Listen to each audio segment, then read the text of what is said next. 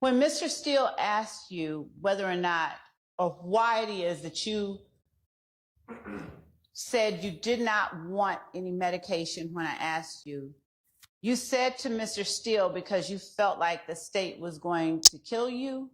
Yes. Stop what you're doing and hit that like button, please. We're going to have an excellent video for you today, but you know you want to hit the like button. You know it's just calling you and enticing you. So go ahead, give in. Give in and hit that like button. Y'all, today, Brian Steele got to cross-examine Mr. Zachary, and he did an excellent job as he always does. But it was the revenge of the love. D.A. Love did a much, much better job today crossing than she has done recently. And I think Mr. Zachary started to crack. So without further ado, y'all, we're going to hop right into the video. Again, like, comment, subscribe, and let's get into it. Good morning, Your Honor. Morning. Good morning, everyone. Thank you so much, Your Honor. Do you know how old you are as compared to Jeffrey Williams? Like two, 3 years. Okay. And you would be younger, is that fair to say? Yes. And you met Jeffrey, you didn't know him at all until approximately 2009, is that correct? Probably, yeah. And you would be in 2009 about 17 years of age, did I do that right? Oh, no, they're wrong then. 16 years of age, what'd you say? I probably like 15 when I met him, something like that. Okay. Do you remember a place here in Atlanta area called Jonesboro South? Yes. Did you grow up there? Nah. Do you remember it closing by any chance? Yeah. Did you ever know Jeffrey if he lived in Jonesboro South? Were you ever aware of him at that time? I went to school with his sister, but I ain't know him. Okay. So is it fair to say you met Jeffrey later when you were about 15? Does that sound right? Yes. Okay. And you met him through, do you remember who you met him through? Probably Trontavis or Boo one on. Okay. Okay. And when you were 15, Jeffrey would have been about 17, 18, fair to say? Yes. And from your observations, meaning your personal views, was Jeffrey interested in music at that time?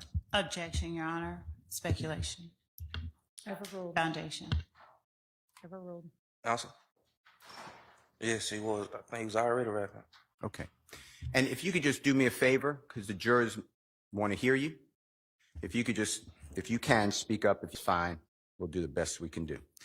And when you say he was already rapping, did you ever go see him at underage performances, at clubs that allowed children under, young adults? Yes. Under the age of 18 or 21? And would it be fair to say that Jeffrey was rapping throughout the area where you were growing up and where he grew up? Yes, that's how everybody met him, really. Okay. And from your knowledge, your personal views, is it fair to say that you promoted, that may be a bad word, but you talked about Jeffrey's music? Yes. And you told people you liked the music. Is that fair to say? Yes. And other people in the area did the same. Is that true? Yes. And do you remember signs going up for when Jeffrey was performing? All the time. Okay. Like when we were young, yeah. One more time? When we was younger, a lot, yeah. Yeah. And this wasn't, at that point, Jeffrey involved with a record label or anything. This is just community getting behind an artist. Is that fair to say? Yes. And you were proud of him, right? Everybody from the neighborhood was. One more time. Everybody from the neighborhood was.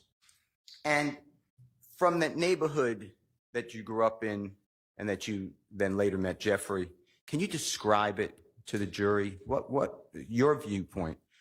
Tell the jurors what a typical day in that neighborhood was. What neighborhood? Cleveland Avenue? 15, 16 years old, yeah. You can look at the jurors if you want to. If you don't do it. Rough. Every day. Define rough. Like rough. Like I can't really define it. It's just like a lot of stuff you just go through. Like it's something always going on. Okay. And as the time went on, so 15, 16, 17 years of age you are, okay? Yes. Did Jeffrey's popularity grow? Yes. In music, I'm talking about music. I think it grew fast, yeah. Okay. And is it fair to say that the speed on which it grew came out of, it broadened it beyond the little area in Atlanta that you were living and that you knew Jeffrey? Yes. Did he start to play, if you know, in other venues, like a restaurant, bar, club, stadium? Did he start playing them outside of the Atlanta area? I think going like all the little towns and stuff like that. One more time. Like all the little towns and stuff like that. In little cities and stuff. And you talking about just in Georgia? Georgia, Alabama, it'd be different. Like, just little small cities and stuff. Okay. And did you ever go to those type of events? Nah. You stayed more locally. Is that fair to say? Local. All right.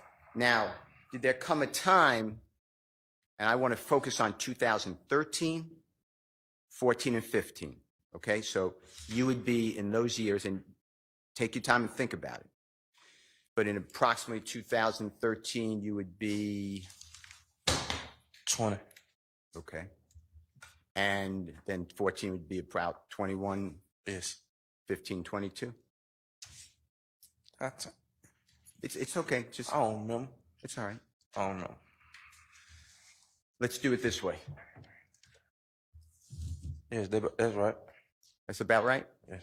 Okay. I was going to say you were arrested in 2015. Fair to say? Yes, I was still 21 when I was arrested, but I turned. But go ahead. Yeah, that's right. I turned 22. In 2015. Yes. Later, after the jurors heard about a August 5th, 2015 interview, audio recorded, Yes. video recorded, you saw some clips. Remember what I'm talking about? Yes. So you were about 21 at that time, about to turn 22. Fair to say? Yes. Okay. So Jeffrey, if he's 2 or 3 years older than you, he'd be about 24 by 2015. Yes. Sound right? Okay. So I'm going back just a couple of years, 2013, 14, 15. So you'd be like 19, 20, 21, going into 22. Fair? Yes. I want you to lock in on that. And you were asked by Lawyer Love a question about after March of 2015, on your oath, your knowledge, did Jeffrey work with Rich Homie Quan? Remember those questions or that question? No. Okay. I want to talk with you about Jeffrey in 2013, 14, 15, and his musical career, okay? Yes. And if you don't remember this, don't know it, didn't observe it, just let us know, okay? By 2013, are you familiar with the Jeffrey's song Stoner? Are you familiar with that song? Yes. Okay. And do you remember whether it came out in 2013? Yeah, I think with 13, Okay. 13, 12, something like that. 13, one on. All right. And do you remember a song, same year, 2013, Danny Glover by Jeffrey? Yes. All right. And did that come out about the same time, 2013? Yeah, I think they came out like months apart or something like that. And tell the jury, they may not know these songs, tell the jury, from your observation, how popular were those songs? How many views, and you don't have to give a number, but how did you hear on the radio? Tell the jurors. That's all you heard? Objection, Your Honor, that's compound and it calls for speculation, and there's not a foundation for his ability to say how popular it was. He can talk about his personal knowledge or feeling about it, but not everyone else's. That's what the question I understood to be personally. Tell the jurors. That's all you heard everywhere you turn. I can't hear it. That's all you heard everywhere you turn. Everywhere you turn, that's what you heard. Yes. Music-wise, you're saying? Yeah. Okay. And then going into the next year, 2014, I want you to lock in on that date, okay? You're approximately 20, about to turn 21, okay? Yes. Jeffrey would be about 3 years older than you. He'd be about 23, right? Yes. All right. And I know you said 2 or 3 years, so 22, 23. Do you remember a song personally, you know the band Rich Gang or the group Rich Gang or the? Yes. All right. Do you know a song called Lifestyle? Yes. Tell the jurors the popularity through your own observation of Lifestyle. That song took over the world. Like I couldn't hear you. that song took over the world. Like everybody loved the song. How about, you know a song, Hookah? Yeah. It's spelled Hookah. Do you know who Tyga is? Tyga. Yes. Do you know that song with Jeffrey and Tyga? Tell the jurors in 2014 how popular, if at all, that song was. Objection, Your Honor. Relevance. Sustained. Okay. Did you hear that song on the radio? Objection, Your Yeah. Honor. Relevance. Overruled. Yes, a lot. Okay. How about the same year, you know an artist named Clifford Harris, phenomenal artist known as T.I.? Yes. All right. Do you know a song, All About the Money, that Jeffrey, and it featured T.I.? Yeah, I know a lot of his songs. Yeah. Okay. And that's 2014 as well? Yes. So by 2013 and 14, from your own life experiences, how well known in the Atlanta area, your area, was Jeffrey? Everybody know him before then. One more time. Everybody know even before then though. Okay. And then by 2014, so you're about 20, turning 21, did you ever go to Jeffrey's shows outside of Georgia or Atlanta? Yes. Okay. Thanks. Yeah. 14. Yeah. I couldn't hear the last thing you said. Yes. You said around 2014. Yes. Okay. Now 2015. Yes. You're 21, turning 22 later in the year. It's going to be the year you get arrested, right? Yes. Are you familiar with a song called Check, Check, Yes. by Jeffrey? And from your observation, was that a very popular song? Objection. Relevance. Sustained. Yes. Okay. Oh, I'm bad. That's okay. And it's not okay, Oh. but no one thinks you did it on purpose. I don't think. Move on. How about with that? It's spelled Wittthat. You know that song by Jeffrey? Objection. Relevance. Sustained. Best Friend. You know that song by Jeffrey? Objection. Relevance. Sustained. I'm asking if he knows the song. I know. By 2015, were you aware of Jeffrey touring? Yes. Okay. And did you go on a tour? Yes. You ever hear of the rodeo tour? Yes. I went for like probably 10 days, 9 days, something like that. I got sick. Okay. And by 2013, 14, and 15, you met in approximately August 2014, you met Kenneth Copeland. Fair to say? Yes. And he and you became close friends. True? Not close, but yeah. Okay. And you met Demekian Garlington, right? I had already knew him. And you were close with him, right? Yes. And you were committing crimes with Demekian Garlington, right? Yes. And Kenneth Copeland. You know he's in the studio all the time if he's not touring. Is that true? yes. Objection, Your Honor. Speculation, unless he has personal knowledge of Mr. Williams. Sustained. Have you seen Jeffrey in the studio? A lot. Okay.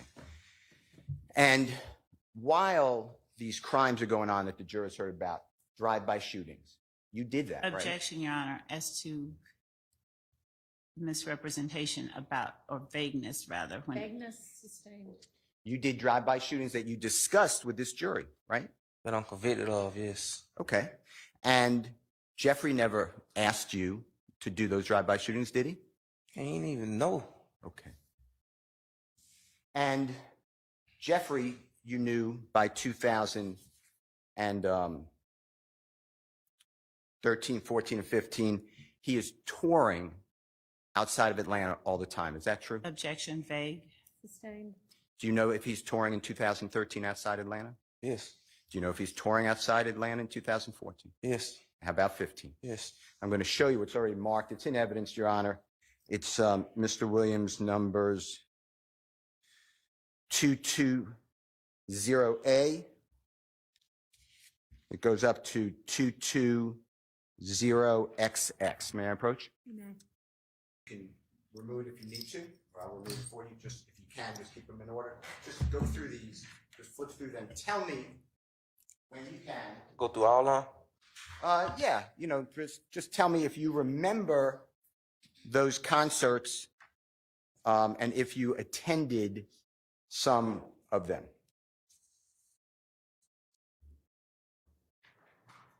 I'm sorry, I didn't realize you were done. Are you familiar with some or all of those concerts? I saw a couple of the photos that I remember. Okay. Were you present? Did you go to any of those concerts that you remember? Yeah, some of them. Okay. And the rodeo tour, I know you got sick and you had to go home, you said, right? But did you start out on the rodeo tour? Yes. And do you remember when that started? I don't remember exactly what. Let me show you what's already in evidence. The first 3 pages, Your Honor. It's, or the first couple pages. I don't want to say 3, although it is 3. It's Jeffrey Williams, exhibit number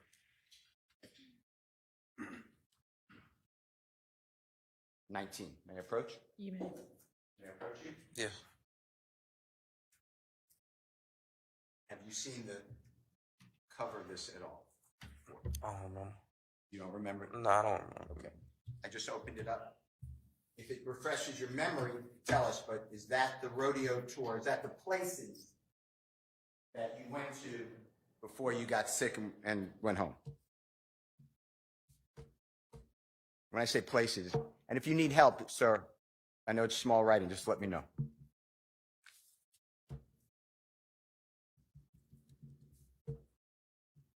I remember what city I stopped at. What city did you stop at? Chicago. Had you ever been outside of the Atlanta area in those cities before the rodeo tour? Not in those areas. No area, right? Not in those areas, no. Okay. Now, if you can see it, and it may not be clear, so I will come up with the court's permission. What date were you sent home? Or, you know, did you have to go home for your illness?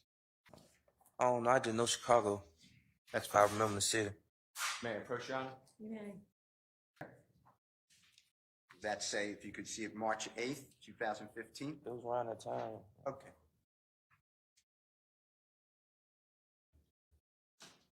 So, when you were sent home from that tour, by that time, March 8th, 2015, it is true, is it not, that Kenneth Copeland told you that he was committing crimes and shootings? Is that true? Objection, Fagan, hearsay. Overruled. Explain. Say it again. Sure. Is it true that by March of 2015, while Jeffrey's on the tour, Kenneth Copeland was not getting along with Shelkel, or you know who Shelkel is? I think I remember the name, yeah. Okay. They were not getting along. True? Objection would call for speculation. Sustained. If you know. Your Honor, I'd ask for foundation. Do you know whether Kenneth Copeland told you that he was not getting along and was in a big fight with Shelkel? Before them days, he had already been told. That's what I'm asking, but I can't hear you, and tell the jurors. I say before them days, he had already told them. Okay. And when you say before them days, those days, Mr. Copeland was already in an argument, like that's my word, with Shelkel. True? Yes. A disagreement, right? Yes. And it was violent. True? Yeah. They would shoot at each other at times, right? Yeah. Okay. And Kenneth Copeland told you that, right? Yeah. Okay. Same with Donovan Thomas. Kenneth Copeland stole from Donovan Thomas. You're aware of that, right? Yeah. Yeah. He broke into his car, right? Yeah. I remember that. And he took his identification. You remember that? I think it was some jewelry or something like that. Okay. Mr. Copeland also took the peanut chain. Remember that? Yeah, I don't know what it was. I just remember it was something about some jewelry. It was jewelry. All right. And Donovan Thomas later found out that it was Kenneth Copeland who stole from him, right? Yeah, I think he ended up giving it back or something like that. I don't remember too much of that. That's fine. And you discussed that with Kenneth Copeland, right? I don't know if it was directly with him, but it was probably around him. Or Mr. Garlington, right? It was one of them, yeah. And all that then also includes Kenneth Copeland being beaten, embarrassed at Club Crucial on January 6, 2015. If you don't remember the date, just say I don't remember. I remember that. I remember him getting fined. I don't remember the date. Okay. And Kenneth Copeland you saw him after the fight, right? Yeah, He had a knot on his head, right? yeah. Black eye. Oh, yeah. I think his eye was swollen or something like that. Okay. And this happened at Club Crucial, and Kenneth Copeland was mad. He told you that, right? Yeah, yeah. Okay. And during that whole time, throughout the rodeo tour, you know, through your own observation, Jeffrey Williams was friendly with Donovan Thomas. True? Through That's the all- rodeo. Wait, go ahead. You know what? Go ahead. Go ahead. Go ahead. I told, yeah. That's true, right? Tell the jurors. Yeah, I've been told him that. Okay. And Jeffrey is doing his career, right? Yes. And Kenneth Copeland doesn't ask, to your knowledge, Jeffrey for permission to get into an argument or fight or shoot at anyone, does he? Wait, he a grown man. He ain't gonna ask him, man. I mean, You grown. You got to speak slower to the jurors. My bad. He grown. I mean, you know, you grown. He got it. Like, he don't control nobody. Okay. And you also told that to the police, right? Yes. You were asked, I started about Rich Homie Kwan.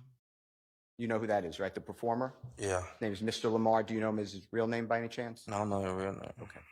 And you were asked, and I think you said you don't remember, so don't worry about that. But after, I want to talk to you on and after March of 2015, if Jeffrey working with Rich Homie Kwan, okay, in the music field. I want to focus on that, okay? That's what we're focusing on. You with me? Yeah. Okay. Did you know Jeffrey's contractual obligations at that time? And if you don't, just say, I don't know. Man, you gotta explain what you just said. Okay.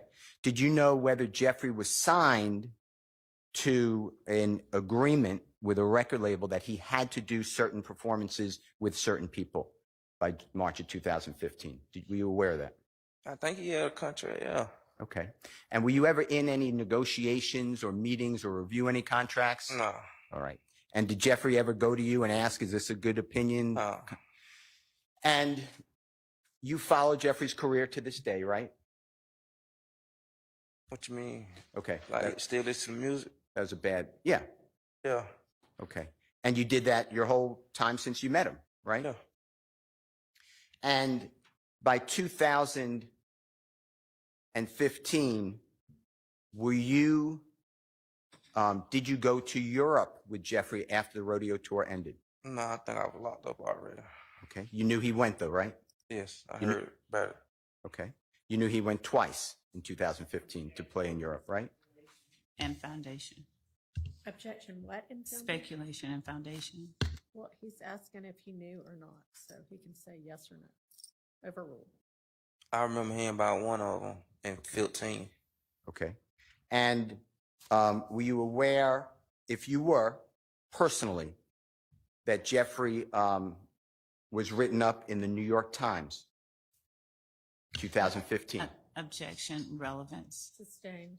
Were you aware that Jeffrey was contracted with, if you don't know, just say it, Calvin Klein? Objection, relevance. Sustained. You were aware Jeffrey was contracted with Puma, Objection, relevance. Sustained. 2015? Yes. Your Honor, Were you aware that Jeffrey was written up in Vogue magazine? Your Honor, Okay, so that whole line of questioning, I think we're going to get the same objection and it's going to be the same ruling. By the time that you are, as you said, locked up, that means in jail, right? Yes. By that time in 2015, Tell the jurors since that time your interactions with Jeffrey Williams. Since I've been in prison, Since 2015, you made bond one time, right? You got out, then you were rearrested, right? I ain't saw him again. I can't hear you, not I me. haven't seen him since. So since 2015, approximately, we're talking about April. Is that true? The first time you got locked up, then you May. made bond? May. May, sorry. To this day, you had zero means no, communication with Jeffrey Williams. Is that true? I mean, I've been locked up the whole. I just got out with last year before last. Okay, so the year before last to now, do you ever have communication with Jeffrey? No, While in custody, do you ever have communication with Jeffrey? no, Did he pay for your lawyer? no, Did he pay for any bond? no, He didn't contact you, right? no, and I ain't contact him. Right. Because your relationship with Jeffrey wasn't this, he's the gang leader, right? Nah, it was never that. And you told that to the authorities, right? Yes. And when Kenneth Copeland is telling you about, and you know about crimes he's doing, that's not at the behest. That's a bad word. That's not to your knowledge because Jeffrey Williams asked him to, right? Objection, that's speculation, and that would be just speculation. Sustained. To your knowledge, has Jeffrey Williams ever asked anyone to shoot up a home? No, To your knowledge and information, tell the jurors if you have any information, did Jeffrey Williams ever tell anyone to murder someone? I already told him he wasn't like that. He ain't get involved in stuff like that. To your knowledge, did Jeffrey Williams even know about the killing of Donovan Thomas until it was broadcast afterwards? Afterwards, he knew afterwards. I can't hear you. Afterwards, whatever, however you said. And you were asked by the lawyer Love, and if you don't remember, just say, I don't remember the question. But you were asked whether Jeffrey Williams acted normal after the learning about the death of Donovan Thomas. You remember that question at all? Yes, I remember that. Okay. I want to talk to you about that. You saw Jeffrey Williams at his Sky House condo later in the evening of January 10th, 2015, going into the early morning hours, maybe better, January 11th, 2015. True? Like early morning, like, Okay. you know, So it's the next day. yeah, like 4, 5 in the morning, something like that. Okay. So it's Sunday. And if you don't remember the date, just say, I don't remember. Sunday, January 11th, 2015, right? I don't know exactly what day it was. All right. And you knew it was already discussed and you were going. You knew that Jeffrey Williams was performing in the state of Florida. That's the only reason I ended up there, because everybody was getting ready to go. And the position is people who wanted to go to watch him perform met at his house and they go in vans to the state of Florida. Isn't that true? Yes, That was all prearranged, right? yes. There's none of this. Let's get Sprinter vans immediately to get out of town, right? No, I don't think you get a sprint van that late at night. You probably had already booked it or something. Okay, well, don't speculate, but you know that you had to be there at a certain time to leave, right? Yeah, I think I got there at 4 or 5. We left like probably 6. So yeah. Now, Jeffrey wasn't at his Sky House condo the whole time you were there. Isn't that true? No, he wasn't. He left, right? Yeah, he had already left before us or something like that. Okay. And he left with his sister Dora. Do you know who Dora is? And if you don't, just say I don't know who it is. Yeah, I went to school with her. You went to school with Dora? Yeah. Okay. And Jeffrey had already gone and people remained in his Sky House condominium to go to Florida, right? Yes. Now, did Jeffrey, when you said he acted normal, tell the jury whether you told the police this on August 5, 2015 and March 3rd, 2017, that Jeffrey was concerned and questioned, why would someone kill Nutt? Do you remember that? I told him that. I can't hear you. Yes. That's true, right? Yes. Because Jeffrey was friends with Donovan Thomas, right? For my knowledge, yeah. No matter what you were doing, no matter what Demekian Garlington was doing, no matter what Kenneth Copeland was doing, Jeffrey still performed with Rich Homie Quan going into January 2015. You know that, right? Yeah. You saw Jeffrey and Rich Homie Quan together if you were there. Were you in Florida? Let me ask this first. Forget what I said. Were you in Florida going into New Year's of 2015? So it's December 28th, 29th, 30th, 31st of 2014, striking into New Year, January 1, 2015. Do you remember if you were in Florida? I don't remember exactly like. All right. Okay. But you saw in Florida Jeffrey and Rich Homie Quan together, right? Yeah, they had like couple shows back to back in Florida. And you went to them, right? I went like 1 or 2. All right. And this is after the, God forbid, the killing of Mr. Thomas, true? Yes. And from your observation, Rich Homie Quan and Jeffrey, although maybe sad, they were getting along, right? I mean, I told them everything was still like normal. Like, No matter what was going on with you or other people and drive-by shootings, that had nothing to do with Jeffrey from your vantage point. Is that true? no. Am I right? Yeah, you're right. How many other people do you personally know, have the notoriety, that's a bad word, are as well known as Jeffrey Williams? Objection, relevance. Sustained. How many people from your neighborhood besides Jeffrey are well-known musical artists like him? No. Now, I want to talk to you about a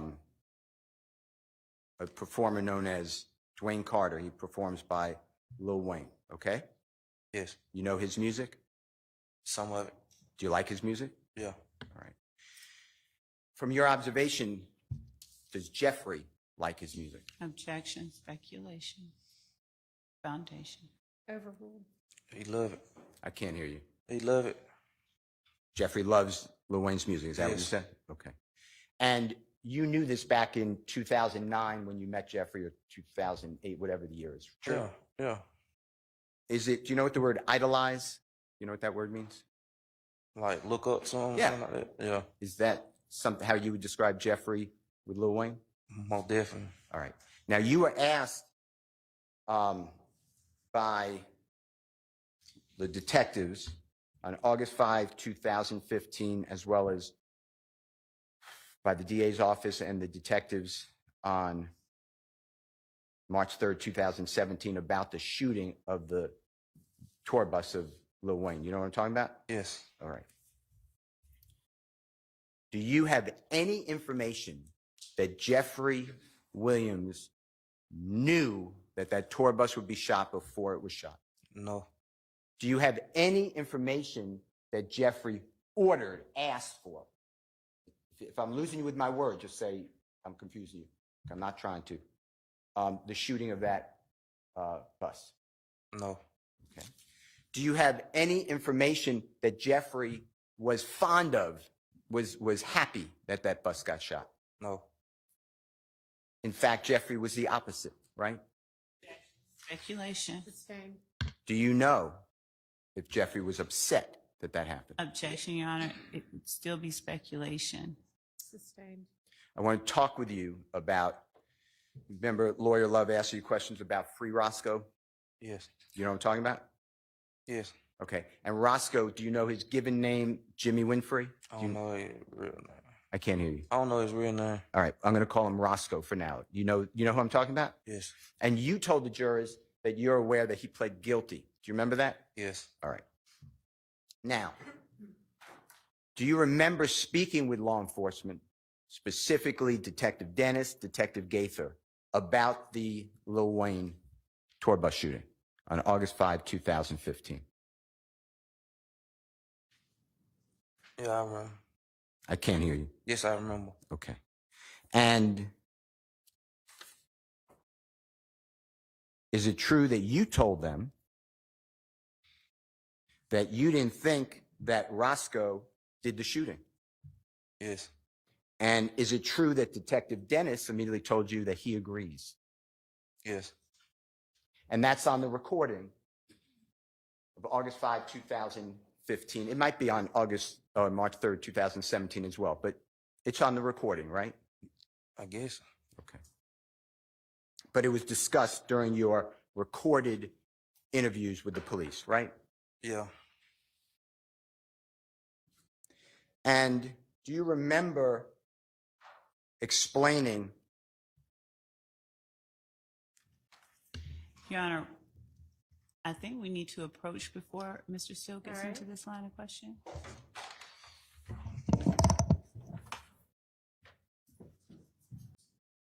Now, are you aware the early morning hours of Sunday, January 11th, 2015?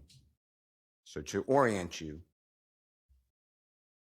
Donovan Thomas, God forbid, is shot the evening before, okay? Yes. So you go to Jeffrey's home at the Sky House, okay? That's what I'm locking in on. Yeah. All right. And at that time, were you aware that Jeffrey had several residences in Atlanta? Yeah. All right. He had other condominiums with an S. Is that true? Yeah. Do you know what a condominium is? And if you don't, high-rise apartments. Condo. Okay, condo. There you go. Okay. And when you were asked by Lawyer Love that after the killing of Donovan Thomas was known that Jeffrey acted normal, remember I asked you about that a little bit ago? Yeah. Okay. Did you ever see a social media post by Jeffrey about Donovan Thomas that morning? Yes. Okay. And did it give Jeffrey's heartfelt condolences? And Your Honor, Sustained. Let me show you, with the court's permission, Mr. Williams, exhibit number 265. Okay? Your Honor, can Mr. Kokumo approach Mr. Zachary? Yes. The state has already, but would you do me a courtesy, just show it to the state again? Mr. Kokumo is going to come to you, Mr. Zachary. He's going to approach you, okay? Okay. He's going to show you something. Don't say what it is. Just tell us if you recognize it, if you know what it is, okay? Okay. I saw it before, but what do you mean recognize? I saw the picture before. This is a bad word. Listen, I apologize. And do that. Just tell me I'm using bad words, okay? Have you seen that social media item that's now marked? It's marked in an exhibit. Have you seen that before?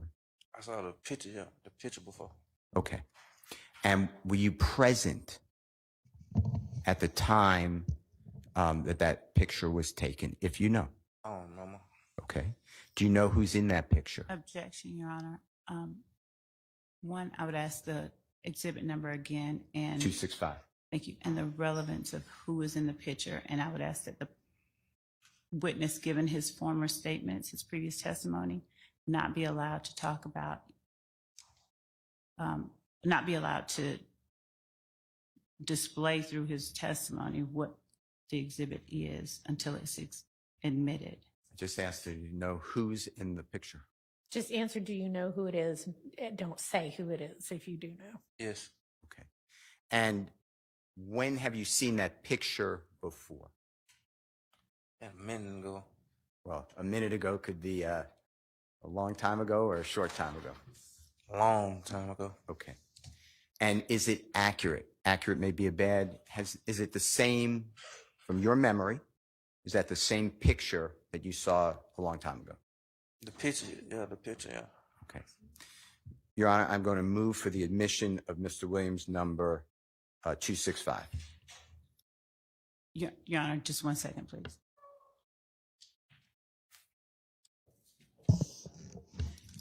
So this, I think the court should look at the exhibit and the picture itself only. The state has no objection to. I'm looking at the exhibit as it was shared in the Dropbox link, and it's not just the picture. We'll redact the other items. Okay. Is that the only objection? Cropping out, not just Mr. Kokomo indicated, cropping out the comments. I mean, redacting every word, just leaving the picture. I'm going to leave the date, Your Honor. He didn't say that he saw. So foundational objection Foundational objection, thank you. sustained. Did you notice the date on that social media picture when it was shown to you? No, I ain't see the date. I Okay, Your saw Honor. 14. One more time. I saw 2014. Year 2014 is what you're Yeah. saying. Okay. Your Honor, can Mr. Kokomo approach again? Yes. He's going to come to you one more time, okay? He'll show you, he's going to point out he's not going to say anything, just going to point out the date, okay? And then my question will be, did you see this social media posting around that date? That's what I'm going to ask. Yeah. You have to tell me. One more time. You will have to tell me the word. He doesn't know the word. Your Honor, is that okay if Mr. Kokomo can just pronounce that word for him in his ear? On the date? Yeah. And Your Honor, if, when the court deems it appropriate, if we could just hear the question again, has he seen the post? I didn't catch that. Do you remember, and if you don't, just say I don't recall. Do you remember seeing that photo on social media around the date that says on it? Around that year, yes. Okay. Your Honor, I move for Mr. Williams exhibit number 265. What was his answer? I couldn't hear it.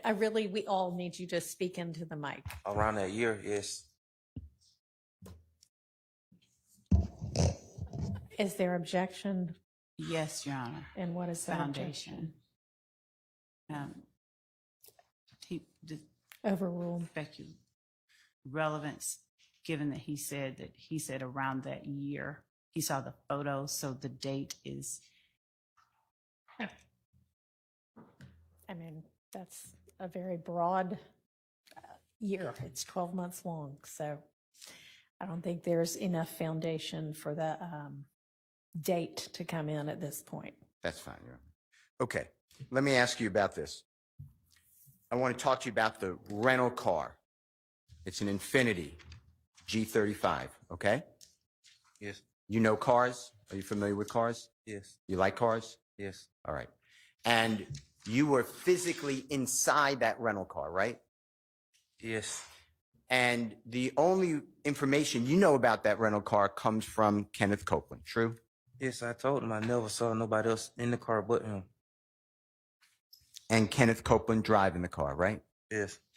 Do you ever, it doesn't matter, I guess, there may be a relevance objection, but did you ever drive that rental car? No. All right. And who's the last person that you ever saw with that rental car? I went to the studio that night and Copeland still had the car. Okay. And the car we're talking about, just tell the jurors what car, if you remember. The Infiniti. What color was it? If you don't remember, just say I don't remember what color it was. All right. And did Kenneth Copeland tell you that Jeffrey rented the car for him? That's what he didn't say. He just told me that he had got the car and it was in running. Did he tell you who he got the car from? Yeah, he said Jeffrey. At that time in 2015, did you know anybody else in your group besides Jeffrey who could rent a car? No. Now, you were asked by police about Jeffrey breaking ties. I mean, that's a wrong word. That's bad.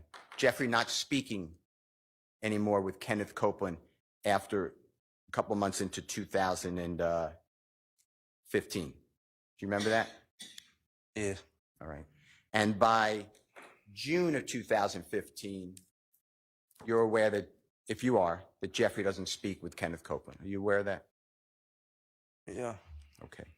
And the police said to you, and that's because Kenneth Copeland went to the police on January 11th, 2015, shortly after Donovan Thomas's killing. Do you remember that? You said that was Objection, Your Honor, that would call for speculation. Sustained. Don't speculate. The police discussed that with you. That was what they told you, right? I don't remember. Okay. Do you remember telling the police that Jeffrey separated because all of the, I'm not going to Yeah. use a word, but all of the things that Kenneth Copeland just brings with himself? Yes. Okay.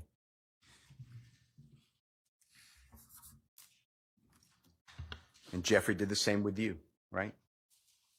I had ended up getting, Objection vague. Did this, Sustained. Well, you already said that Jeffrey didn't have any, or you didn't have any contact with Jeffrey after about April I 2000. started getting in trouble. Once you around that start, time. I can't hear you. I started getting in trouble around that time. And what happened, Jeffrey? I ain't saying no more.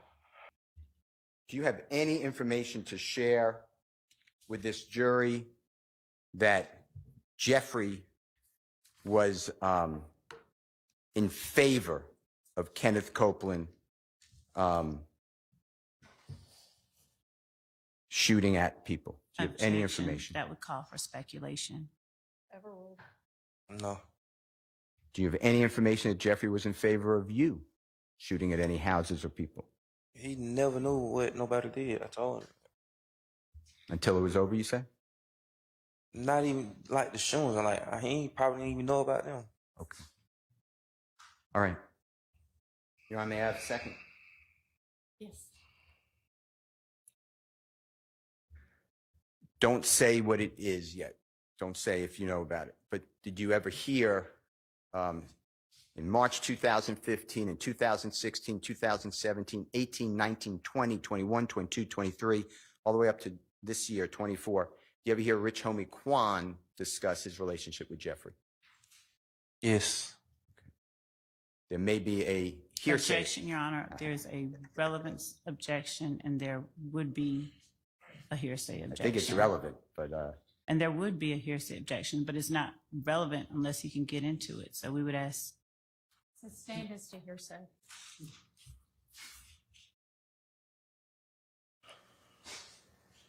by 2015, if you know,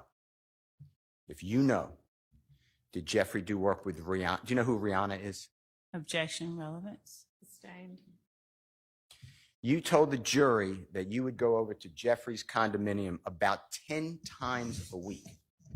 You realize you said that? But as I was saying, like, we might leave and go to the store. I can't hear you. Once you get there, you probably leave and go to the store, go get something to eat, something like that. So that's why I said in and out 10 times, bro.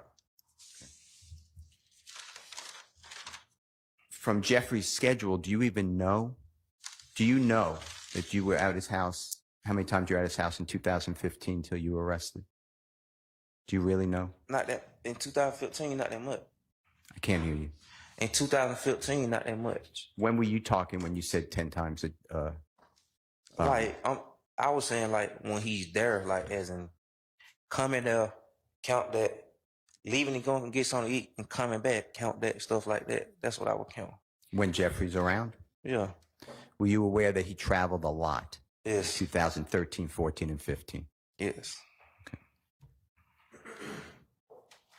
Do you know when Jeffrey moved out of the Cleveland Avenue area? And if you don't, just say, I don't know the year. I don't know that. All right. Now, you were asked about your good friend, I believe you're close with. You said, what I call Mr. Sledge. Do you know who I'm talking about? Yes. Goes by Moontomb, right? Yes. All right. And that is true that you're very close with him, right? Yes. To this day, No, I've been locked up. I told you that. since you got out? No, I ain't been around nobody. Okay. He was given a title. Do you know what title that was? I'm going back to 2014 and 15 to work with the record label, YSL. Yes. Do you remember the title? And if you don't, just say, Yeah. What was it? Security. One more time. Security. Okay. And do you know whether there were other people, do you know, who were actually also doing the security and trying to teach Mr. Sledge? Yeah, like bodyguards and stuff like that. One more time. Like bodyguards and stuff. That what you mean? Yeah. I can't hear you. Like bodyguard. Okay. Yeah, bodyguard, security. That's right. Yeah. And were you aware that there were other people training Mr. Sledge on how to look for bodyguards? Were you aware? And if you don't know, just say, I don't know. Like telling him stuff like Yeah. what to do and stuff like that. Yeah. Yeah, because Mr. Sledge had no experience, right? No. To your knowledge, was Mr. Sledge given an opportunity to learn, though, a trade? Yeah. Okay. Were you ever offered a job? It's not like I will offer a job. It's just if you dare help out. One more time. If you dare help out. Okay. And you did that with merchandise, right? Whatever. If I go get whatever I go get food. get done. Yeah. Okay.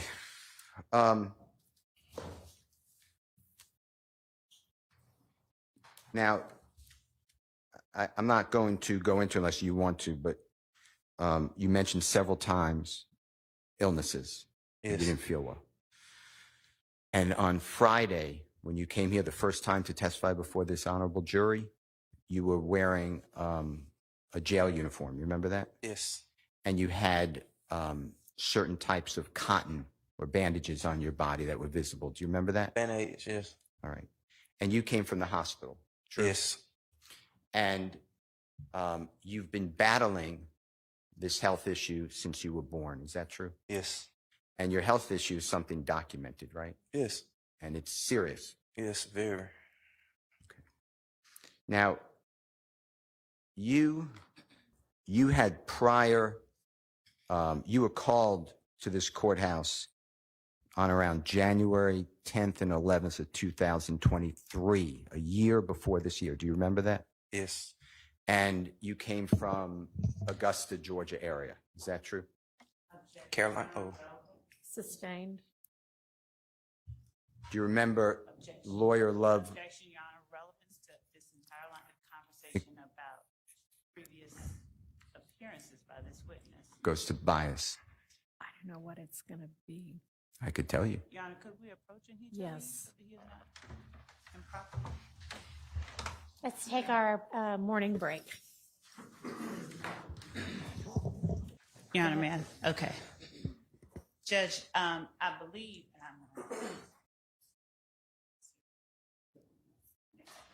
No, I'll get out of your way.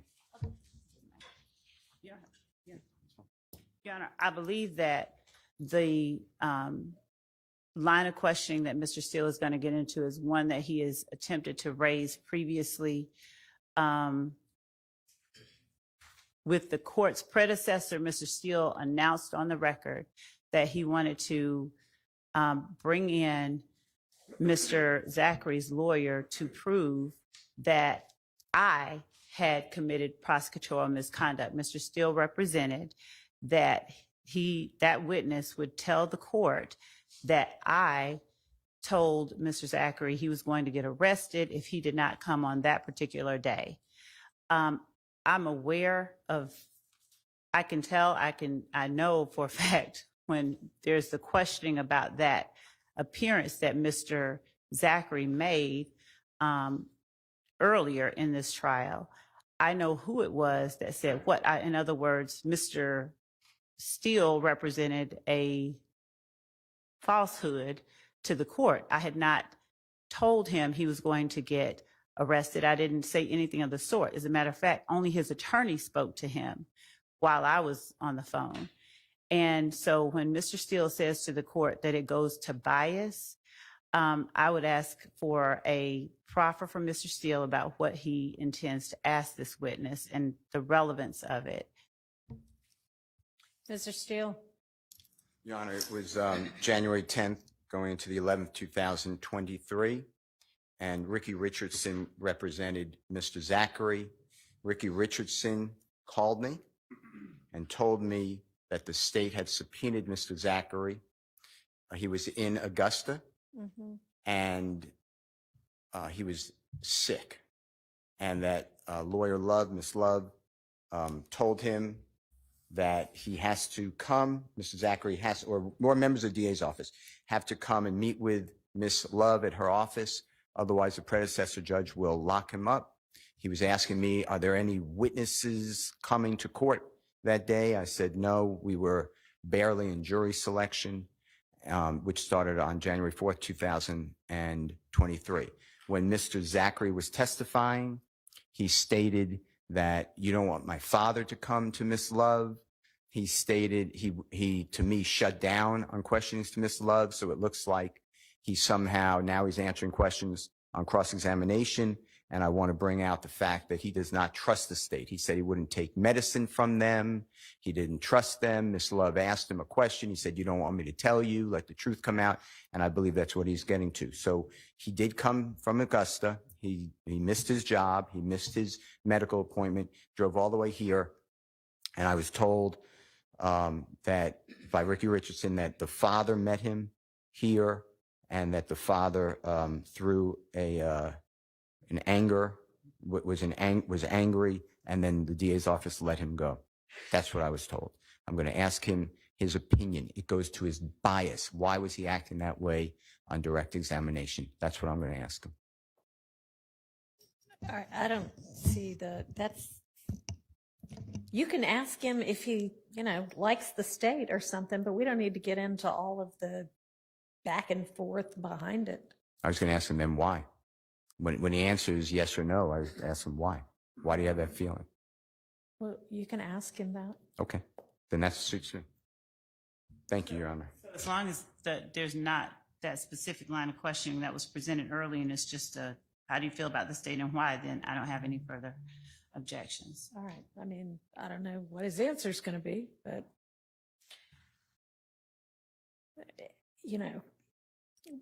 okay, we'll just see what he says. And Your Honor, I'd also just wanting to make the record clear with respect to anything that Mr. Steele is representing Mr. Richardson said, I would ask that he not be allowed to backdoor that. If he wants to call Mr. Richardson as a witness, that's fine. But to get into Mr. Zachary's feelings about something Mr. Richardson said to him about something that I said or someone from the state said. Well, are you representing that nobody from the state said anything like that? I'll tell you exactly what happened. We called Mr. Zachary. I called Mr. Richardson. I let him know that Mr. Zachary was under subpoena. And I asked him if he could reach out to Mr. Zachary because he had not appeared and we wanted to set up a date for when he would actually come in. Otherwise, we could put him on call or he would have to be here until it was time to testify if he's not going to appear. Mr. Richardson then called Mr. Zachary. Well, I was on three-way because I never spoke to him. And I think that there was someone else. There was an investigator because we were on speakerphone. And Mr. Richardson said, you have to answer the subpoena. If you don't answer the subpoena, you're going to get arrested. That's Mr. Richardson. That's not the state. And Mr. Zachary said, I don't have a way down there. And I said, we could come and pick you up. Mr. Zachary said, I said, what's your address? Mr. Zachary said, I don't want to give it to you. Mm-hmm. Mr. Richardson said, you're going to either have to give them your address or you're going to have to answer the subpoena. That was the extent of the conversation that we had with Mr. Zachary, with Mr. Richardson at that time. All right. Any questions? No. Okay, let's take bathroom break. Thank you, Your Honor. I just want to apprise the court that it's coming. It's about a 3-minute clip. It's one I referenced earlier with Mr. Zachary's father and Mr. Zachary arguing with an investigator for the state and threatening to reach out to certain lawyers regarding our attempts to secure him to come in and testify. So we're sending that now to everyone. It's not something, again, we expected to use or would have used. Talk into the mic, please, everybody. There is a file coming everybody's way that I'm sending now based on the line of questioning that Mr. Steele is getting into.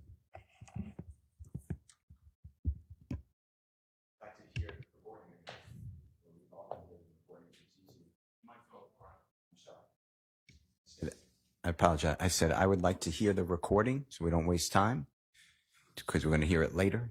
And I'd like to hear the recording. And if everyone wants to hear it, if it's having a hard time getting through the filters, we could just play it right now if it's a 3-minute recording.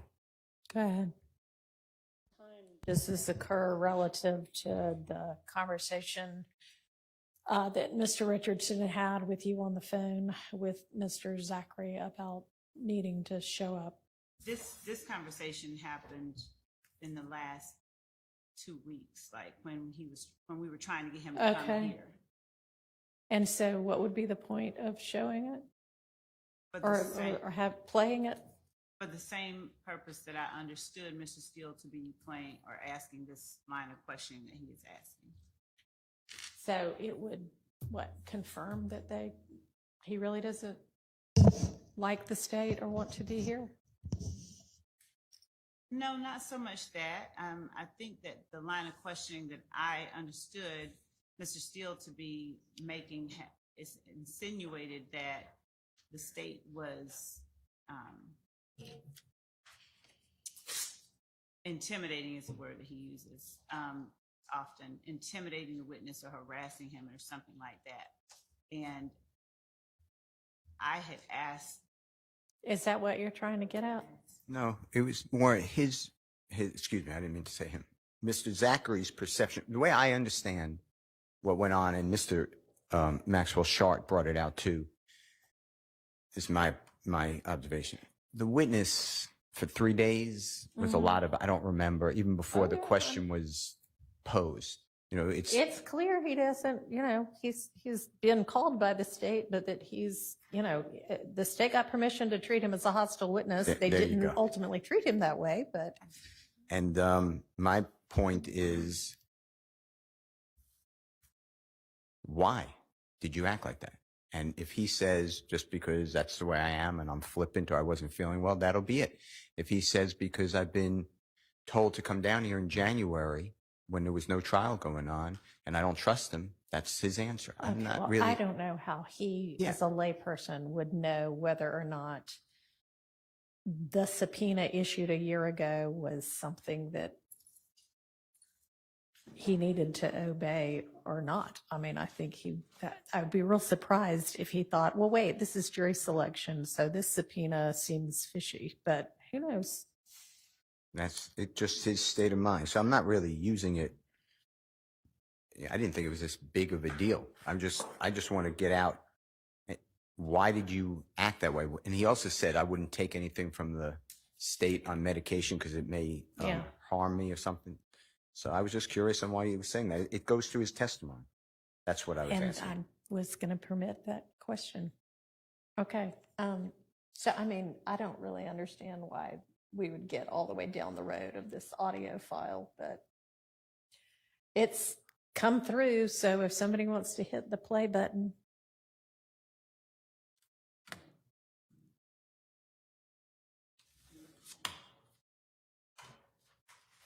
Is this Mr. Zachary saying anything, or is this just his father?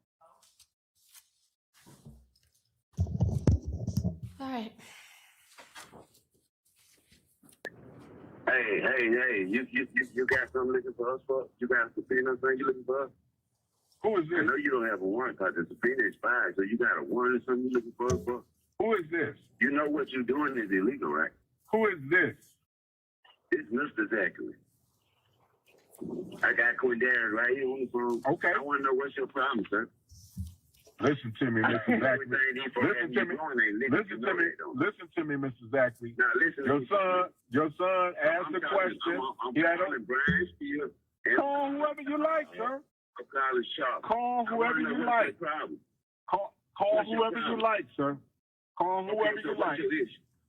Call whoever you like, sir. We'll turn ourselves in. Where you want us to come to? I asked your son where would he like to meet. He asked me if I was in Augusta. I told him he knew I was in Augusta.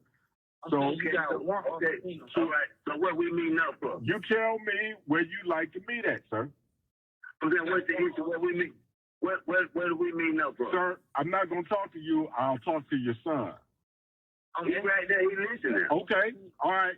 So what would you like to meet, Mr. Zachary? You got one or subpoena. I have a warrant for your For arrest. what? Yeah, how you gonna have a warrant for somebody in the hospital?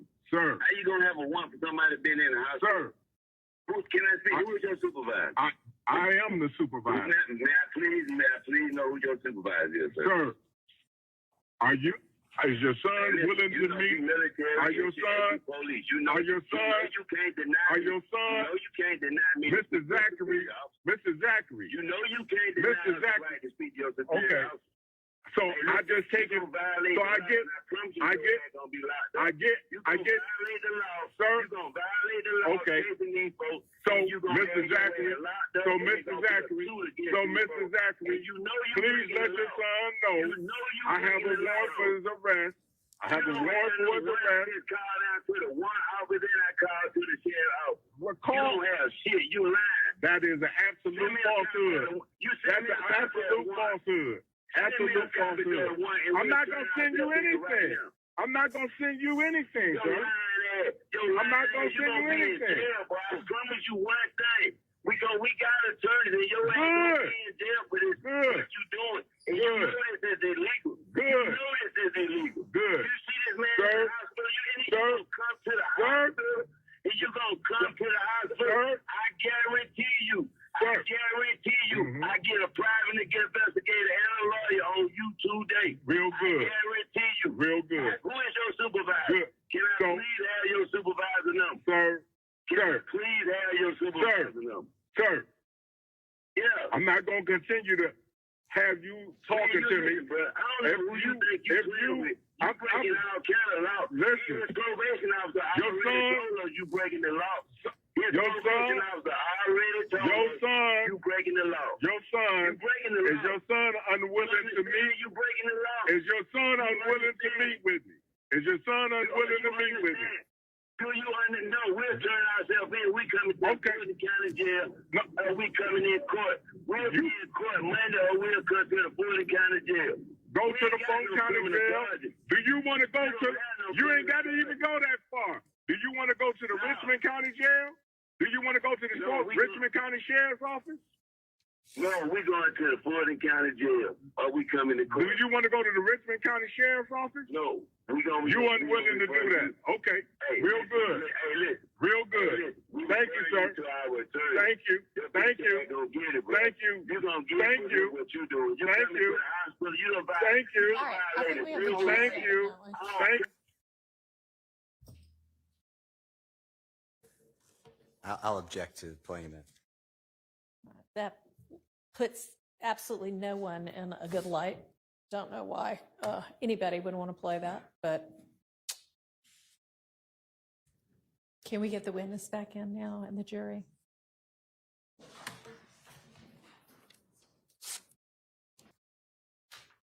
When you testified last Friday, then Monday and Tuesday, when you were being questioned by Lawyer Love, that's what I'm focused on, okay? Miss Love, asking you questions? Yes. Some people may have observed that you said a lot I don't recall. Remember that? Yes. All right. Is there a reason that you were saying that when being asked questions by the prosecutor? Because a lot of it I don't remember. Like, probably at the time, I probably didn't remember. A lot of it I don't remember still. Okay. You were also asked by Lawyer Love whether she can get you any medication. You said you were not feeling well. Yes. And you said you refused that. You wouldn't take anything from the state. I think you said something like that. Do you remember that? Yes. Why would you say that? I mean, how I felt at the moment. Shit, like they were going to kill me. Okay. I want to go into a couple of areas. There's been a talk about Jeffrey's windshield of his vehicle being shot out with a bullet late 2014. Do you know what I'm talking about? I remember hearing something about it. Say it one more time. I remember hearing something about it. Okay.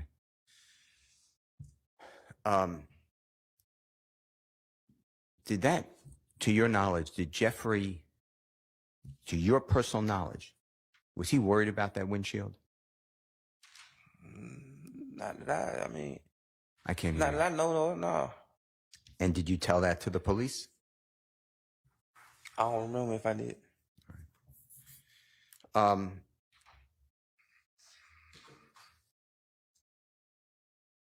do you remember seeing, you personally seeing, or even doing that when people were around Jeffrey or in his home, they would steal from him? Is that true? Objection, relevance, and speculation. Sustained. How about this? You would steal from him at times. No, Kenneth Copeland would steal from him at times. I don't know.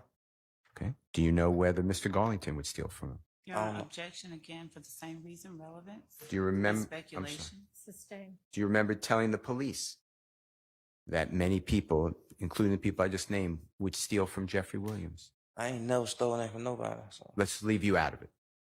Let's leave you out of it. Do you remember telling the police that other people would steal from him? I don't remember, but I probably did say it.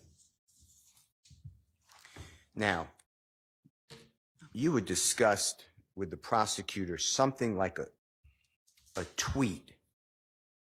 I believe it was characterized by Miss Love, something to the effect of, we shoot at you and you call the police, you shoot at us and we don't. Something like that. I'm not quoting, but do you remember that question? I remember the question. Did you ever see a tweet like that involving Jeffrey? No, Did they ever show you a tweet like that involving Jeffrey? no. With regards to your tweet, and it is state's exhibit number, if we could put it up, Your Honor, it's already in evidence, and it is state's exhibit number, give me 1 second, 471Y, if you don't mind. There's going to be something displayed in a second. I have a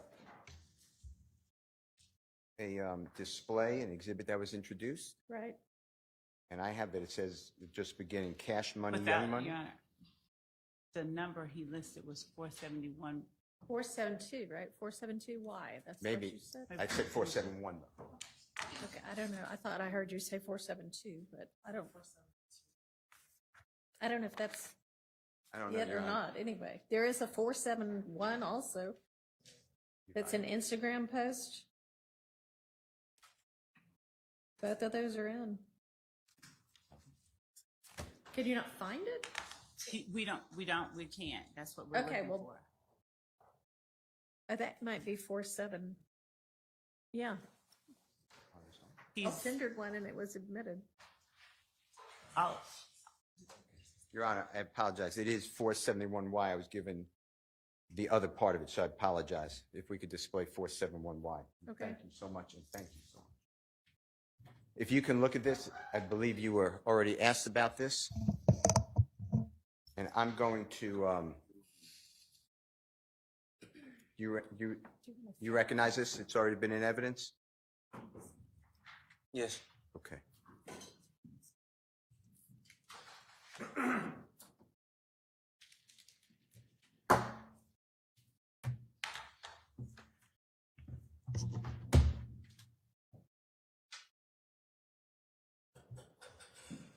Do you see that?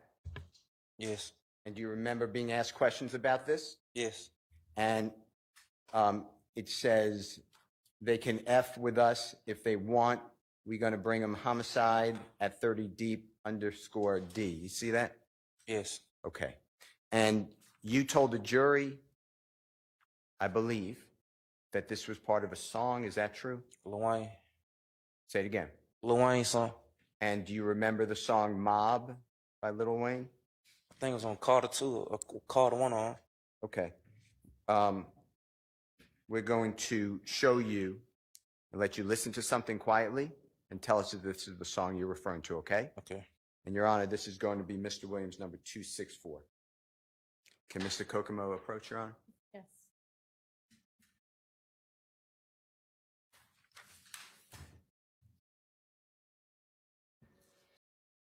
Yeah, that's it. Okay. And is that a Lil Wayne song? Yes.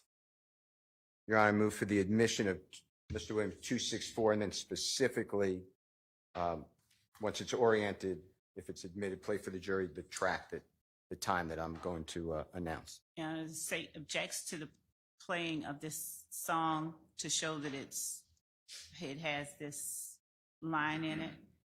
We're not disputing that, so we object to that as relevant, on relevance grounds. You're just playing that one Yeah. line. All right, it's admitted. And Mr. Kokomo, before you play, just announce the time on the song, if you don't mind, that will be played for the jury.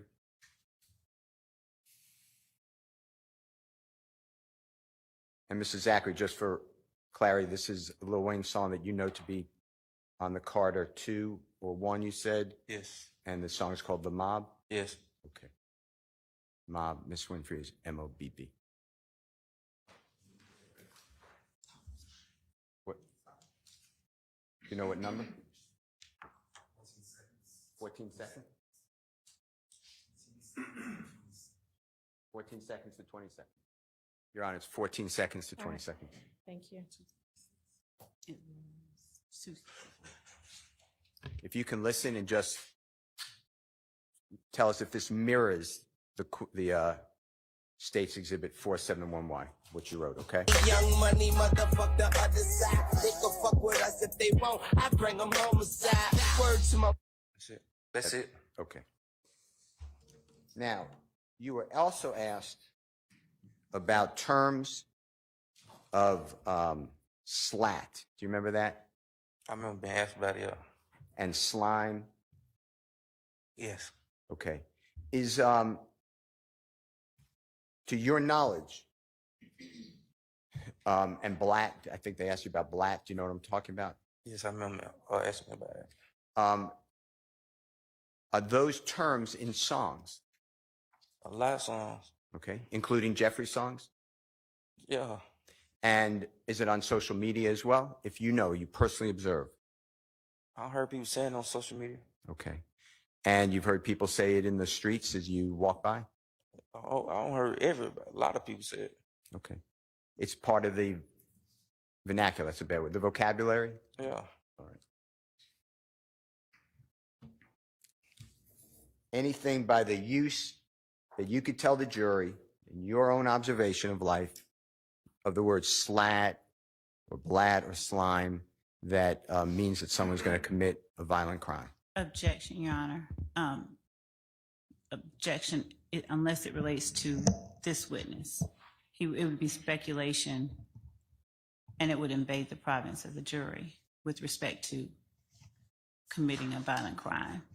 And it would call for speculation outside of his own. Sustained as to speculation, I think overruled as to that.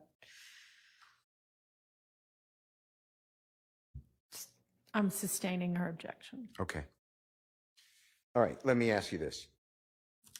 When you were with Detective Dennis and Detective Gaither and District Attorney's Office representatives and your lawyer, March 3rd, 2017? Yes. Okay. Do you remember after discussing all sorts of questions about Jeffrey Williams, Yes. and the police kept bringing up Jeffrey Williams? Yes. And then do you remember Detective Dennis saying to you, but even if Jeffrey's not involved directly, it's guilt by association? Do you remember that? I don't exactly remember that, but Okay. it sounded like something Dennis to say. All right. To your knowledge, to you, your personal, did Jeffrey ever promote any type of violence on behalf of a gang in any way? I didn't hear the last part of the question. May I ask him to repeat In the any last way? part? It's the last part, but I could The repeat the middle whole part. question. Yeah. Can you just repeat the question? Sure. From your personal life, from your knowledge, did Jeffrey Williams ever ask for any violence to occur as described in this entire questioning by the police, by the prosecutors and police here at trial? No. Vague, Your Honor. Objection and vagueness. I couldn't be more specific, I thought. Overruled. No, I think I told them that every time they asked. And you kind of went out. You said, I think I told them that. You're talking about who? Yes, the police. All right. And you're telling the jury. Yes, All right. You mentioned that Nard brought a Draco weapon to Jeffrey's apartment on or around January 9th, 2015. Do you remember that testimony or that statement to the police? yes, Was Jeffrey there? Was the gun displayed in any violent manner? no, And you've been at Jeffrey's home without Jeffrey being there, right? yes, You were close with in 2015, and may still be, Mr. Garlington, true? yes, And Mr. Garlington, to your knowledge, was extremely close to Mr. Copeland. Is that true? yes, And I know you said you weren't as close, but you were good with Mr. Copeland, right? yes, And the three of you would bond together, would be around each other a lot, true? yes, And you mentioned over a lot of times that before you went into custody, you spoke with Mr. Garlington about what he thought or wanted you to say. Do you remember that? it ain't what he wanted to say, is what he was telling me what Woody wanted him to say. Okay. So, and you call that a play. You remember using that word? Because he told me that Woody can't put him in some bull jump. That's what he told me. All right. Woody had put him in some bull jump. I couldn't hear you that time. I apologize. Woody put him in some bull jump. Woody put him in some bull junk. Yes, All right. So it went from, to your knowledge, through Mr. Garlington. Mr. Garlington told you this is what Mr. Copeland is doing, and then Mr. Garlington told you that. yes, All right. And that's what you were talking about when you said play to yes, the prosecutor. Nothing to do with Jeffrey Williams. True? nah, Did Kenneth Copeland ever tell you, that's you and Kenneth Copeland, did he ever directly tell you where he was at the time that Donovan Thomas was shot? no, Mr. Zachary, just now, first of all, let me ask you, you testified earlier that you were cool with Thug, as you put it. yes, And do you still consider yourself cool with Thug? See, as life goes on, people change, you change. I haven't seen him in like 10 years. Do you love him? What do you mean by that? Just that. I don't love nobody. Okay. Do you consider him a friend? I told you, cool, yeah, well, I ain't seen him in over 10 years, probably. And you were asked on cross-examination by Mr. Sharp whether you saw Shannon in the courtroom, and you said you couldn't see anyone in the courtroom, essentially, right? Can I explain? Of course. Well, if y'all would have did y'all research with my health issues, it come with vision problems. Okay. And that's what you said when Mr. Sharp asked you to, right? Yes. All right. I don't know if I said that, but I think I told him I can't see or something. But you do know that Shannon is on trial in this case that you're testifying on, no? What you mean? You do know that this case that you're here telling the jury about has to do with Shannon, who is on trial for this case, right? I know off what y'all gave me, like of that was I know like from just really learning from the last few days or so. The question is, do you know that Shannon is on trial right now in this case that you're testifying? Yes, I know now. Yes, And you know that Yak is on trial right now. I know now. Yes, And you know that Thug is on trial right now, right? yes. Excuse me, Miss Love, could you use the microphone, please? I think, well, she's got the lapel mic, but I think you might need to pin it up closer to your mouth, and we'll see if that works. Okay, Or thank you. turn it on. Thank Yes, you. that would also help.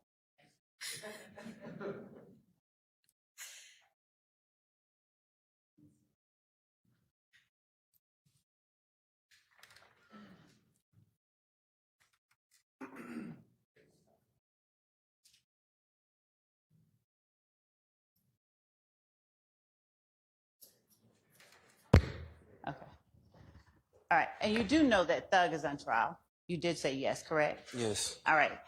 Now, you also know that Moontoon already pled in this case, don't you?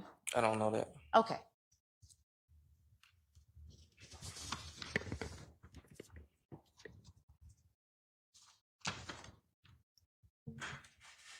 When you were asked on cross-examination by Mr. Steele just a moment ago about the play that you planned with Garlington, do you remember your answer? I didn't plan nothing. He told me what Woody was trying to get him to run, What Woody was trying to get him to run. to say. Okay. And do you know when it was that Mr. Garlington was expressing Woody was trying to get him to say that? Was he trying to get him to say that to the police? Yes, he said he was trying to get him to say it to the police. And was Garlington in jail or was he on the street when he told you what Woody was trying to get him to say? See, I don't remember because we talked about something like that on the street and in jail. We was in a holding tank going before we went to court. We got locked up together. Okay. And you talked on cross-examination with Mr. Shart about knowing something that Garlington had said about the April 28th shooting. And you talked with me on direct about some of the things you believed had been said about the April 28th shooting. Do you remember that? Yes. All right.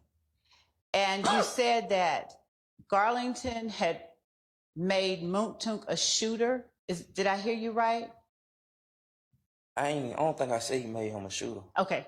What was it about what Garlington said about Moontoon that caused you to say something about other people? Just off him putting him on the scene. Okay. Now, isn't it true that Garlington simply said Moontoon was driving? I don't know. Did you believe that Garlington had said Moontoon was doing something else? I don't know what he said he was doing. I just know you put him on the scene. How did you know that he put him on the scene? Because he told us. Who told you? Garlington.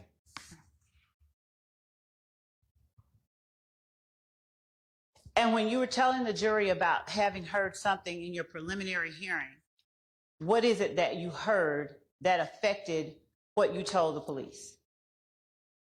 The detective was talking about all the shootings and stuff. Which detectives were talking about all the shootings? I don't remember whatever detective was on that case. But was it your preliminary hearing that you were listening to the detective talk about or someone else's? It was mine. Okay. And was it yours for the April 28th shooting? No. What was it yours for? A gun and gang charge. Was that the May? May, yes. Okay. Now, do you remember all of the shootings that they talked about at that preliminary hearing? I don't remember all. I just remember like my lawyer telling me stuff like when they go to the side, he'll say something. They'll say something, he'll tell me stuff like that. And you mentioned your lawyer. Who was your lawyer at the time? It was Ricky Richardson still? Yes. And Ricky Richardson was your lawyer in both of the cases that the defense admitted, Defense Exhibit 49 and Defense Exhibit 50, right? Yes. All right. And how long has Mr. Richardson been your lawyer? All my life. All right. Now, since when We've was been he? knowing him all our life. You've been knowing him all your life? Yes. Okay. When did he start representing you in cases in court? When I first started catching cases, I had caught so many cases back to back. I don't remember. Were they when you were 15 or younger or older? 18 and up, something like that. 18 and up? Yeah. All right. Is this before or after you got to know defendant Jeffrey Williams? After. Okay. Cases involving guns every time or something different each time? Before them two cases? No, when Mr. Richardson first started representing you. Guns. Okay. Now, during that time, were you openly carrying guns? You said on direct that you always had a gun. Were you openly carrying guns? What you mean by that? When you caught these gun cases that Mr. Richardson represented you on, did you try to hide them when you carried them with you, or did you ever openly carry them? When I got caught with them, When you walked around with them, wherever it was you walked around? I don't remember. I just know I always had, Say that. I don't remember. I just know I always got caught with guns. Okay.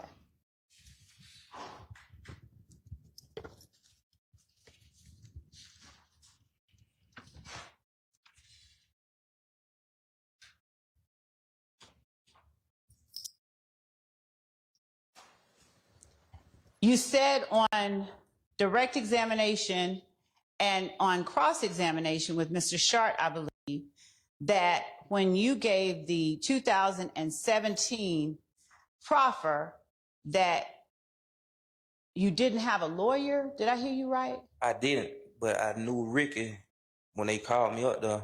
I never had no lawyer before that. When they called me up there, Ricky was up there. I was thinking he was my lawyer now, but come to find out when I got back, he wasn't. Now, when you say you had never had a lawyer before that. No, I'm saying like, I think from like 16, he had quit because I had called a federal case and went to the Fed. So he had quit because he didn't know how long I'm going to be over there and stuff. Okay, so Mr. Richardson represented you on all your other cases except your federal case? Yes. All right. So Mr. Richardson, after you gave that proffer, he's the person who represented you in this case that I'm holding, which is Defense Exhibit 50, Defense Stillwell Exhibit 50, right? No.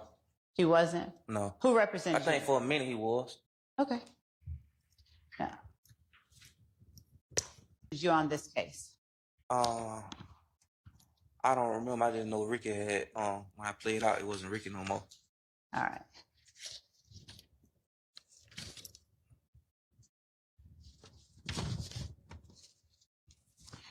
When you said he represented you for a little while, what part did he represent you on? See, when I first got locked up, we had paid him, but he was like, it's too much going on with the case. Everybody want to blame at me or something like that, he was saying. Okay. And my dad just... Got someone else? Yeah. Did you talk with Mr. Richardson about the case? Huh? Did you talk with Mr. Richardson about the case? I don't remember if I talked to Ricky about the case. And did the case involve someone getting shot or shot at? Yes. All right. Now I'm going to put on the screen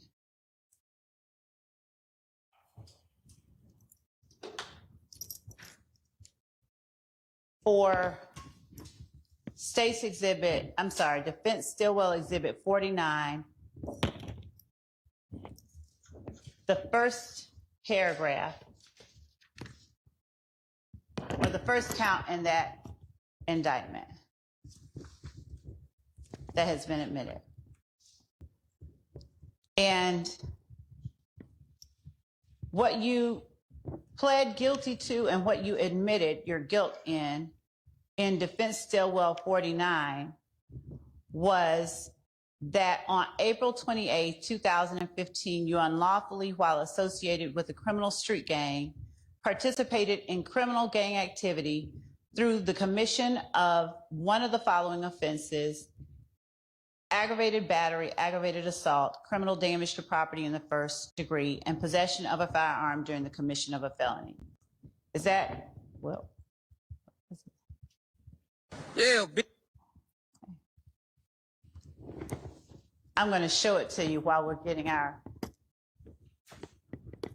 display set I up. had to read it to me. I need to read it to you? You gotta make fun of me. No, I'm not. No, I'm not. You don't want to look at it? Yeah, you know.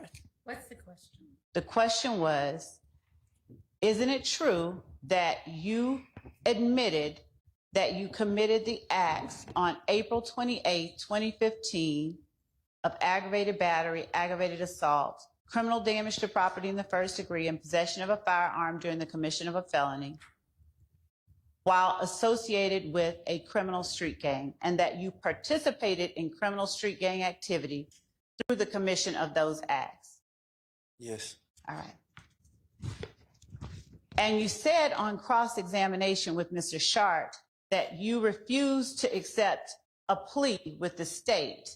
Is that right, or did I hear that wrong? No, you heard that right. Okay.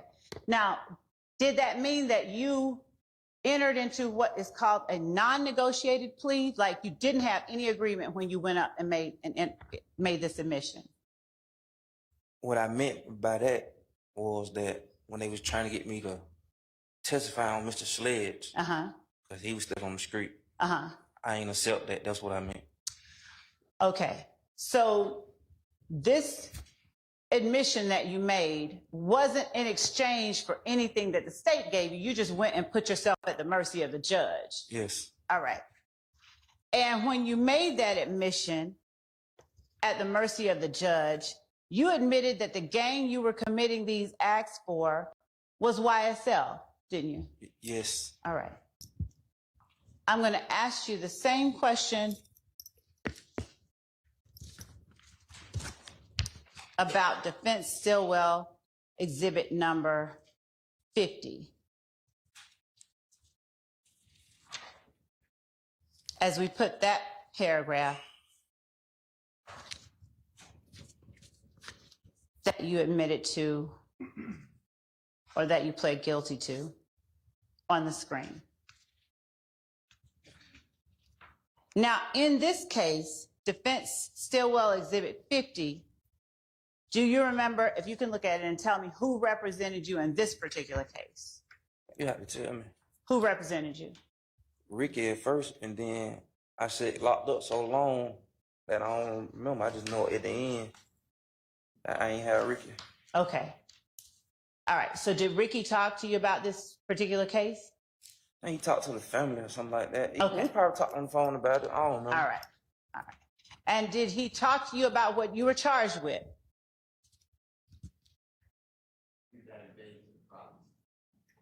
I couldn't hear you. Just, as an officer, it invades the province, I think. Your Honor, and I think that by, on cross-examination, by saying certain things regarding what he knew and what was explained to him and what he understood, that the door was opened for the state to inquire generally whether or not he spoke with his attorney about what he was charged with. It goes to what he said his understanding of the indictment was. You can go ahead. Well, I didn't do that. I don't know. I don't know Your Honor, that that was done. I object to the commentary. He's allowed to make objections. So did you speak with your attorney about what you were charged with, what the state was alleging? Yes. All right. And so you knew then that you were admitting by pleading guilty that by shooting at the person in this indictment with Kelvin Treadwell, you were committing an act on behalf of YSL. No, it never, in indictment, you read the whole indictment, description, whatever, it's never said nothing about YSL. He got YSL because of me. He was being around me. Okay. So on the screen behind you, if you would, do you not, or does it not say, on the 5th day of September 2018, unlawfully while associated with a criminal street gang, YSL, you participated in criminal gang activity through the commission of one or more of the following offenses: aggravated assault, possession of a firearm during the commission of a felony, and possession of a firearm by a convicted felon? That what you said? Ms. Levy said he can't read, so. Mr. Zachary, do you remember when Mr. Steele showed you a book? Defendant Williams number 19. He showed you this book, and he turned to a page in this book and he put it in front of you and he asked you to look at it and to tell him what days you were on tour with Defendant Williams. Do you remember that? I remember that, but see, I told him Chicago, and he did like this. I said Chicago. I said, from what I know, it was Chicago, and he did like this. Okay. Before he did like this, were you looking at this book? Counting days. Okay. And when you were counting the days, were you also looking at the dates? I was looking at the numbers. The numbers. The numbers associated with the dates? Let me see. Yes.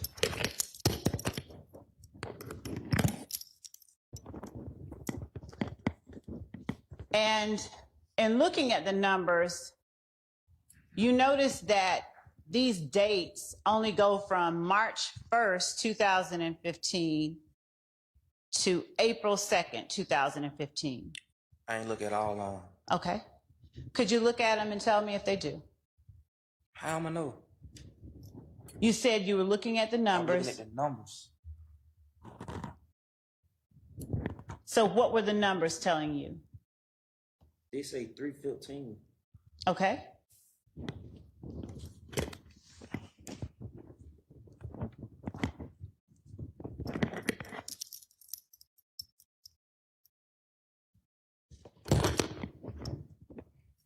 Do you recall testifying earlier in this trial that you had read something in the newspaper? No, I don't remember that. You don't remember that? Okay.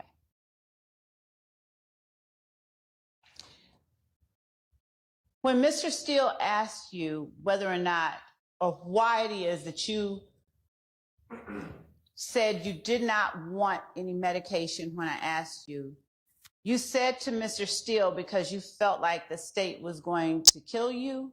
Yes. Prior to coming to testify, you said you were not going to testify. Is that wrong or right? I don't remember me ever saying that. If I did, I probably did. Did you ever tell anyone that if you testified, you would get killed because they are gang members? No. You did not? No. Okay. You testified with Mr. Steele and Mr. Sharp that you were going through Xanax and other drug withdrawals when you gave the August 2015 interview. Do I remember that correctly? Yes. All right. Would you please remind me of the other drugs that you said you were withdrawing from? Roxy, oxycodone.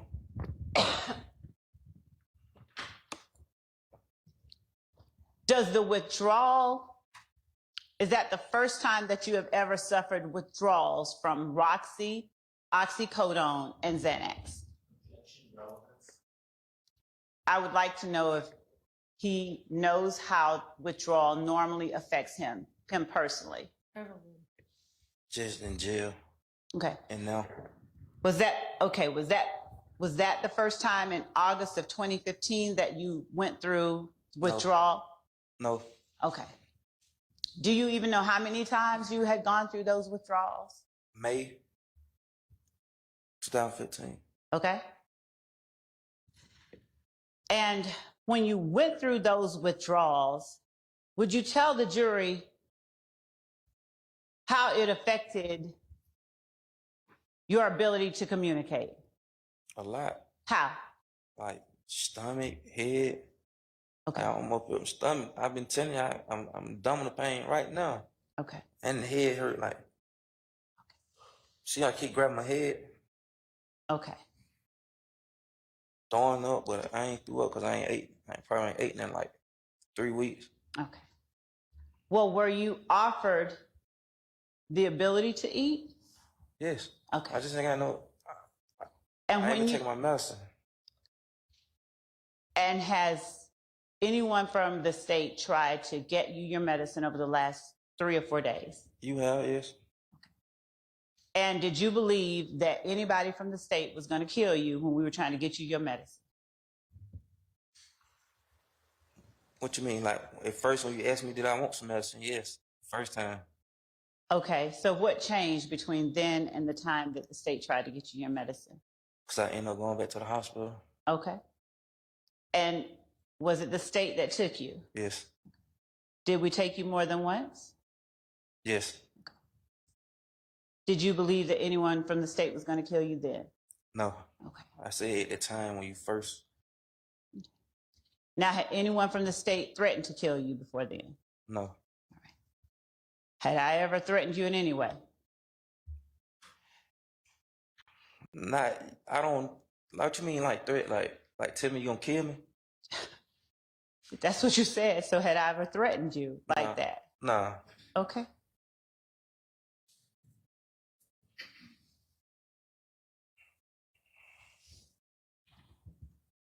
So Xanax and the other drug withdrawal that you had did not have any effect on your ability to hear questions being asked of you, did they? What you mean? When I just asked you the effect of the withdrawal on you, you said that it caused you to have stomach pains and headaches. What questions? There was no question. You haven't asked me no question. I mean, I don't understand, man. Okay. Xanax, oxycodone, and OxyContin. What were the three? Xanax and oxycodone. Xanax and oxycodone withdrawal has no effect on your ability to understand when questions are being asked of you, do Yes. they? They do? Did they have an effect on your ability to understand questions that you were asked during your August 5th, 2015 interview with Detective Gaither and Dennis and later Thorpe and 2 federal agents? What you mean, like questions? Like, You remember being interviewed? yes, I'm saying like what you mean, like did I understand the questions? Yes, you remember being asked questions, don't you? Yes, I remember.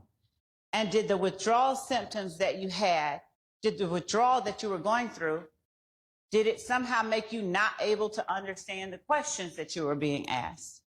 Not that I remember now. Okay. So you did understand the questions that you were asked? Yes. All right. And in fact, you volunteered information as well during those interviews, didn't you? Yes.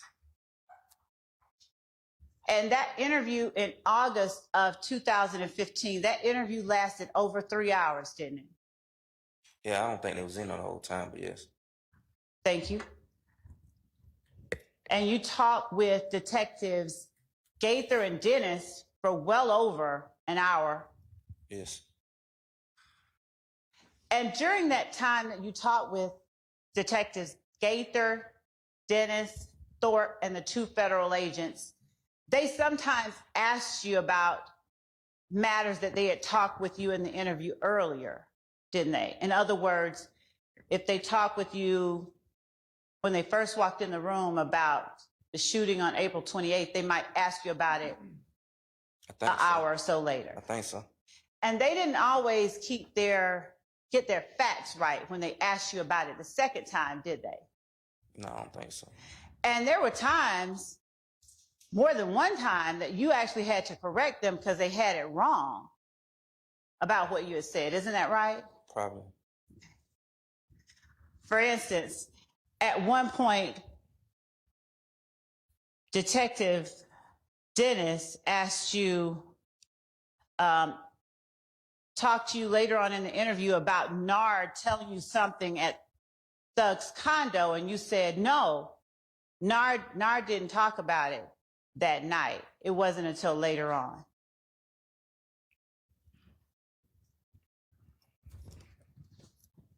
Do you remember that? Yes.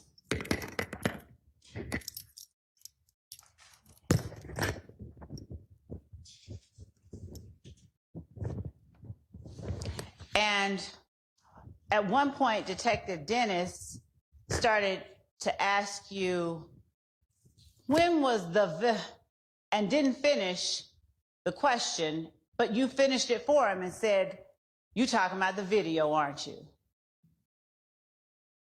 Do you remember that? Yes. And Detective Dennis asked you what video, and you said to Detective Dennis, the video about Trivia. Remember? Yes. All right.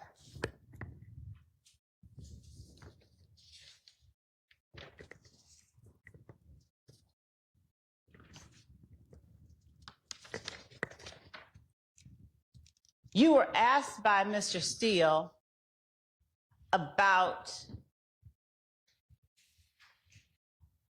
the January 6th occasion where Mr. Copeland or Woody was jumped on at Club Crucial. Do you remember? It was January 6th. Do you remember talking to Mr. Steele about a January 6th incident? I don't know if it was January 6th. I remember he said something about hooligan.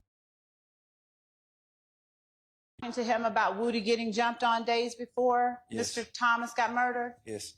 That was the date that you and Thug were in the club, right? I remember us being in the club, but I don't know what day.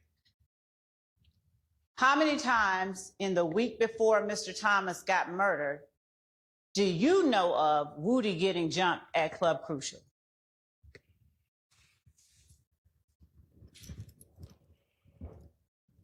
I don't remember how many times. Was it more than one? He probably got jumped one time. He probably got fined or something. I don't know. More. Okay. I don't know. Okay, and that's fine.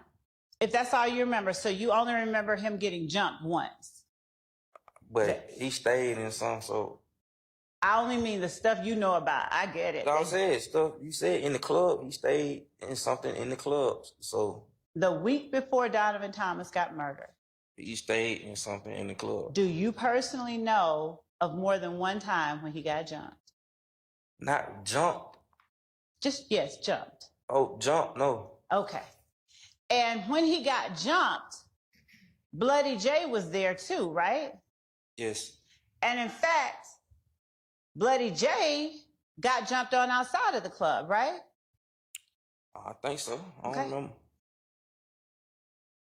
In fact, Shannon swung on Bloody J, didn't he? Nah, I don't think so. I think it was Moontown. You think it was Moontown? Yak swung on Bloody J too? Nah. Yak didn't swing on him? No. But it was that day that you were at Club Crucial with Thug when everybody ran outside to get their guns to protect Thug because Thug was the money. Isn't that right?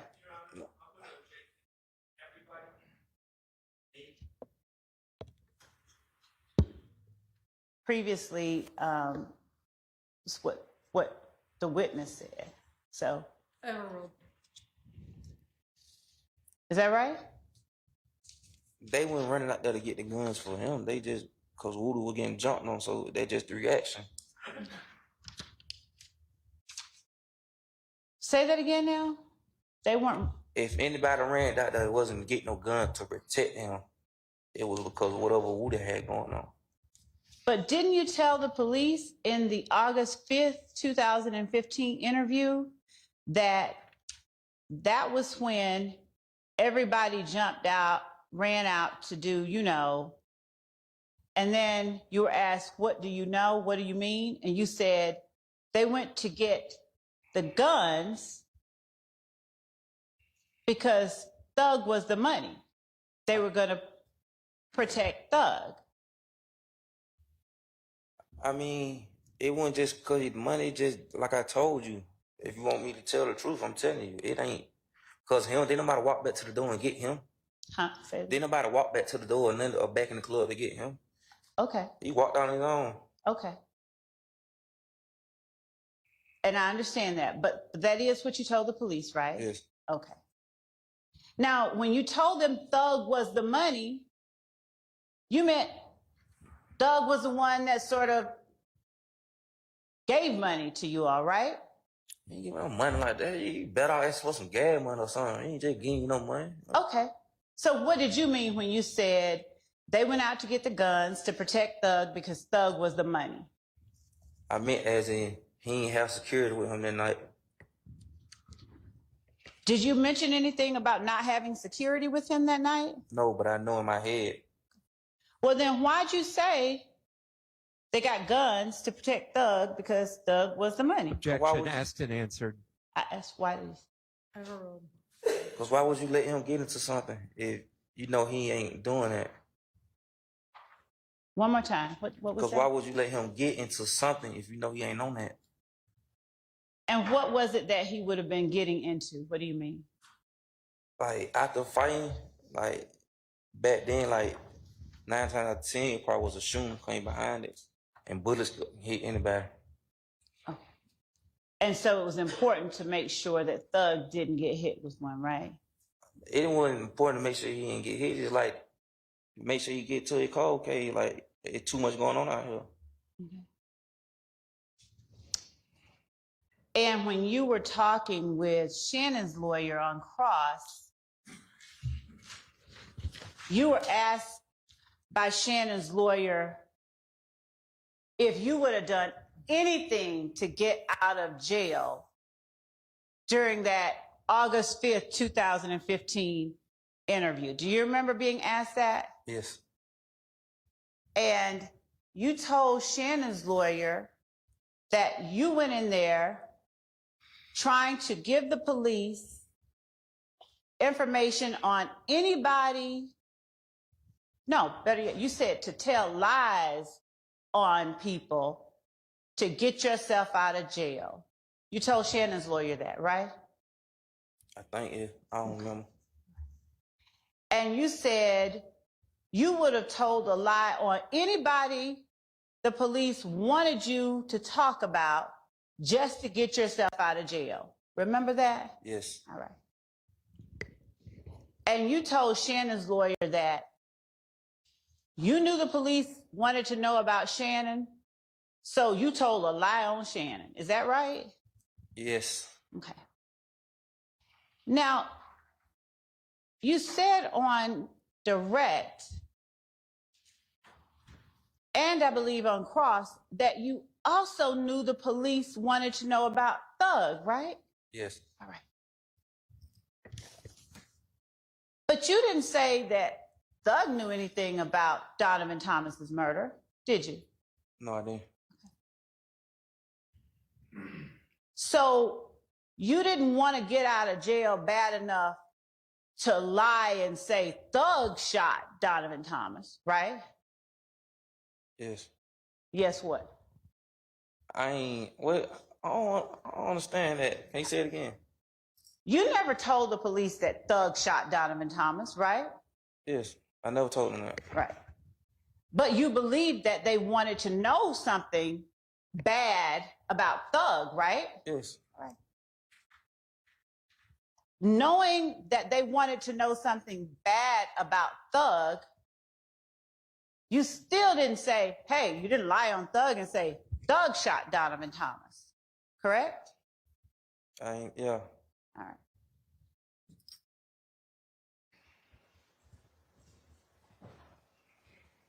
You told Shannon's lawyer you were facing how many years? 89 or something like that. I think that's what you told me. 189 years in prison. Now, you didn't get 189 years, right? No. And in fact, the state offered you much less than 189 years, right? Yes. But you turned that down, didn't you?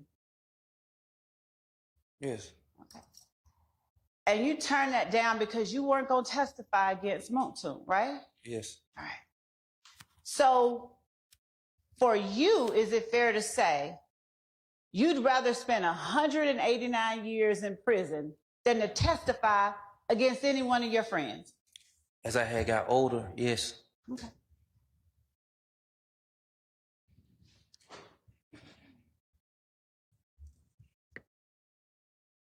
Now, on direct, and I believe on cross, you mentioned that you went in there trying to protect Mooktoon on the August 5th, 2015 interview. Did I hear that right or did I get that wrong? You heard it right. Okay, I got it right. All right. And on cross-examination with Thug's lawyer, you said that Woody was the one that had the problem with Kale.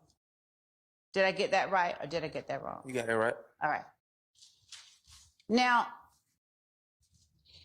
if you were trying to clear Mooktoon in the August 5th, 2015 interview with detectives Gaither and Dennis, would you please explain to the jury why you told Gaither and Dennis that Woody and Mooktoon shooting at Kale is what started the gang war? Why did I tell them that? Yes, sir. Because I felt like it. Okay.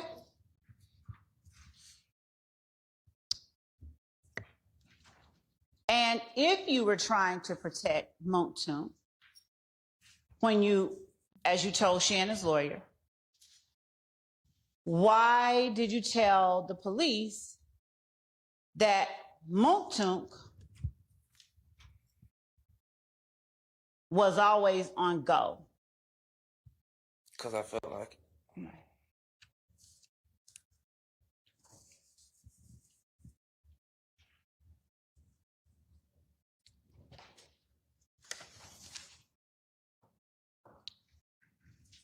Now, you were asked by Thug's lawyer about seeing Thug perform with Rich Homie Quan. Were those performances were before Nut got killed though, right? No, when we went to Florida, I think I told him that he had a showdown now. Okay. And was that when you went to Florida going into New Year's 2015? No. It was after? I think that was one time, but I'm saying like the next time we went after somebody got killed, he performed with. And when you say you think it was after he got killed that they performed? I know it was after he got killed. Uh-huh. That he performed with him again. All right. And when you say he performed with him, sometimes I know when people are performing, different acts come up. Describe what you mean when you say he performed with him. Did they sing the song on stage together? They had songs together. They sang them at the same time on stage? Objection asked and answered. Overruled. They had to. They were together. It's a song, verse, hit verse, like that. I'm just asking if you saw them appear on stage together. You personally saw it. Yes, I was there. Okay.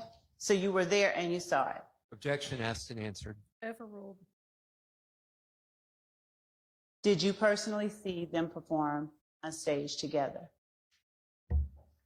Did I see them perform on stage together? That's the question. At When? the same time, in the instant you described for the jury just a second ago. I was at the show. I just Okay. told you that. You were at the show. Did you see them personally perform on stage together? I was back there when they performing. I don't remember. Okay. I was backstage though when they performing. So I don't. So is it fair to say you did not see them personally perform on stage I together? can't say. I just know that when they went on stage, whatever they did, I was backstage and they went on there together. Okay.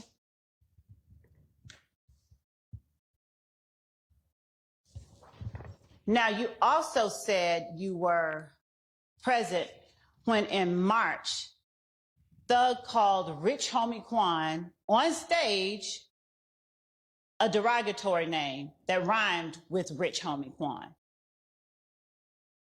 I wasn't even like in March. I think that was that the tour. So I ain't even stayed that many days, and I think I had saw that on Instagram. That was a lie. Why did you tell the police that you were there?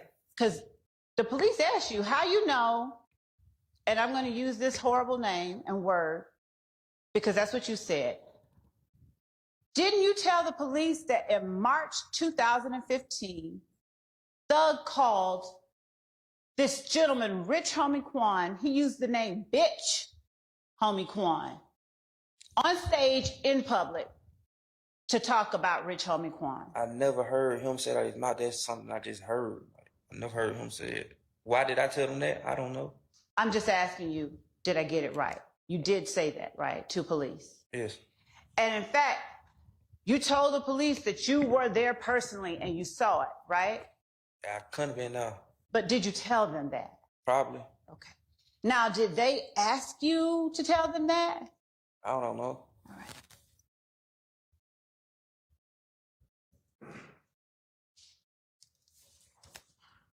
Did they show you, or did you see surveillance footage from the night of Donovan Thomas's murder before the August 15th, 2015, interview that you had with police? I saw it on news. Okay. Where else? I don't remember. I know news. Just the news? Yeah. Okay. So you have no recollection of anybody showing you anything other than what you saw on the news. Fair? I'll let you think about it if you need to. I don't know. Okay. Now tell the jury what you saw on the news. I don't remember.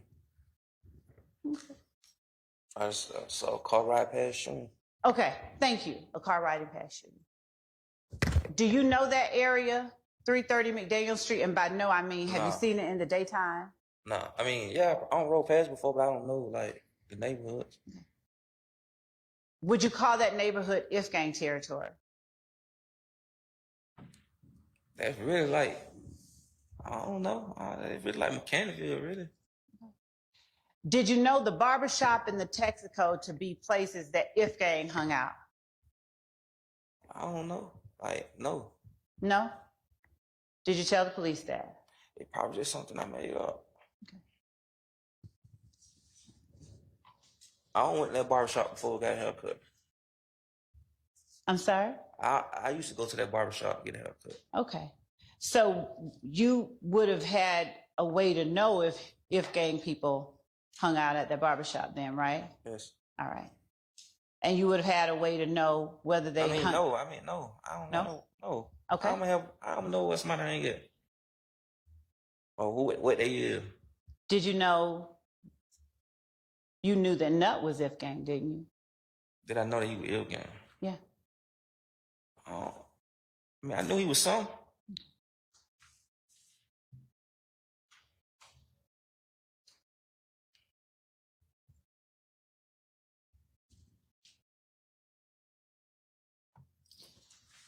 Now, do you remember, or did you have in your head, or did you know about all the details that Woody told Lil D before you went into the August 5th interview? Did I know all the details? Mm-hmm. I can't say I remember. Now, do you remember which details in the August 5th, 2015 interview were shared or given to police as a result of anything you learned from Lil D? I can't say I remember.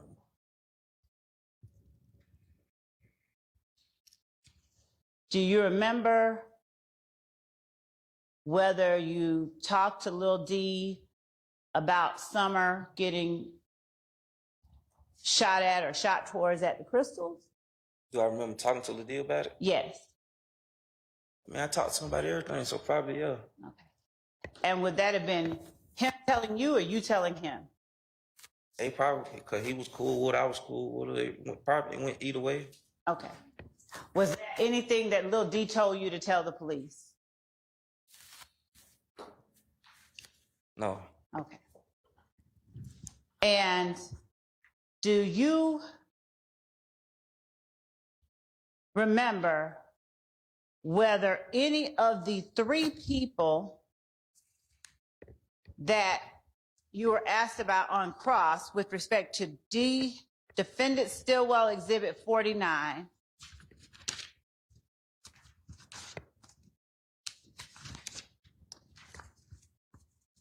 Demekion Garlington, or you called him Little D as well?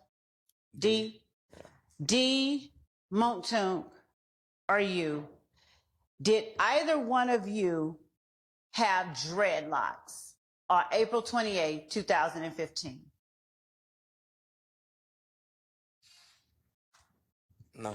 Okay. Have you worn your hair in dreadlocks anywhere in 2015? Not, what you mean, like how long? Like I probably had Afro. Like Jay-Z kind of dreadlocks? Nah. Okay.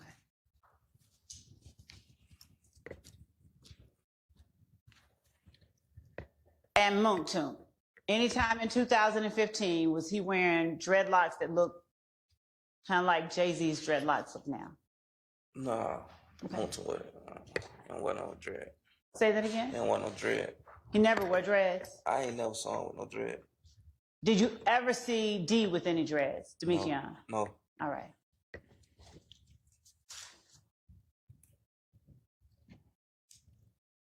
On cross-examination, you told Shannon's lawyer that you, Montunk, and D were the only people who participated in that drive-by on Adele. That's the name on the street. Down Martin Luther King. Yeah. Okay? You told him that, right? Yes.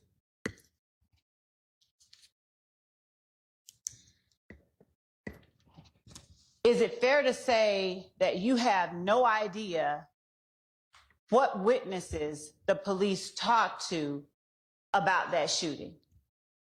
Yeah, I know. Who do you know that they talked to? I don't know, but it was like 30-something names or 15 names, something like that, on our witness list. Oh, okay. You got a witness list. Yeah. Is it fair to say you don't know what those witnesses told the police? No. You don't know. No. That's correct. No. Okay. Do you know what any of those witnesses told the police? I know that they told them they wouldn't cooperate. What now? After I got locked up, I was locked up with some other people. They were telling us that people weren't going to trial on us and stuff like that. Okay, what I'm asking you is, do you know what any of the witnesses told police the night that the shooting happened? No. Okay.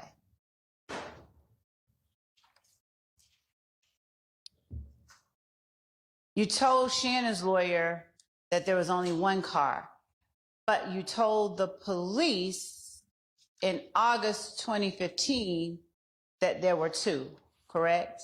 What I supposed to told them the truth? I'm sorry. What I supposed to told them? I told them a lie. Which one did you tell the lie to? When it was two cars, when I told on the police.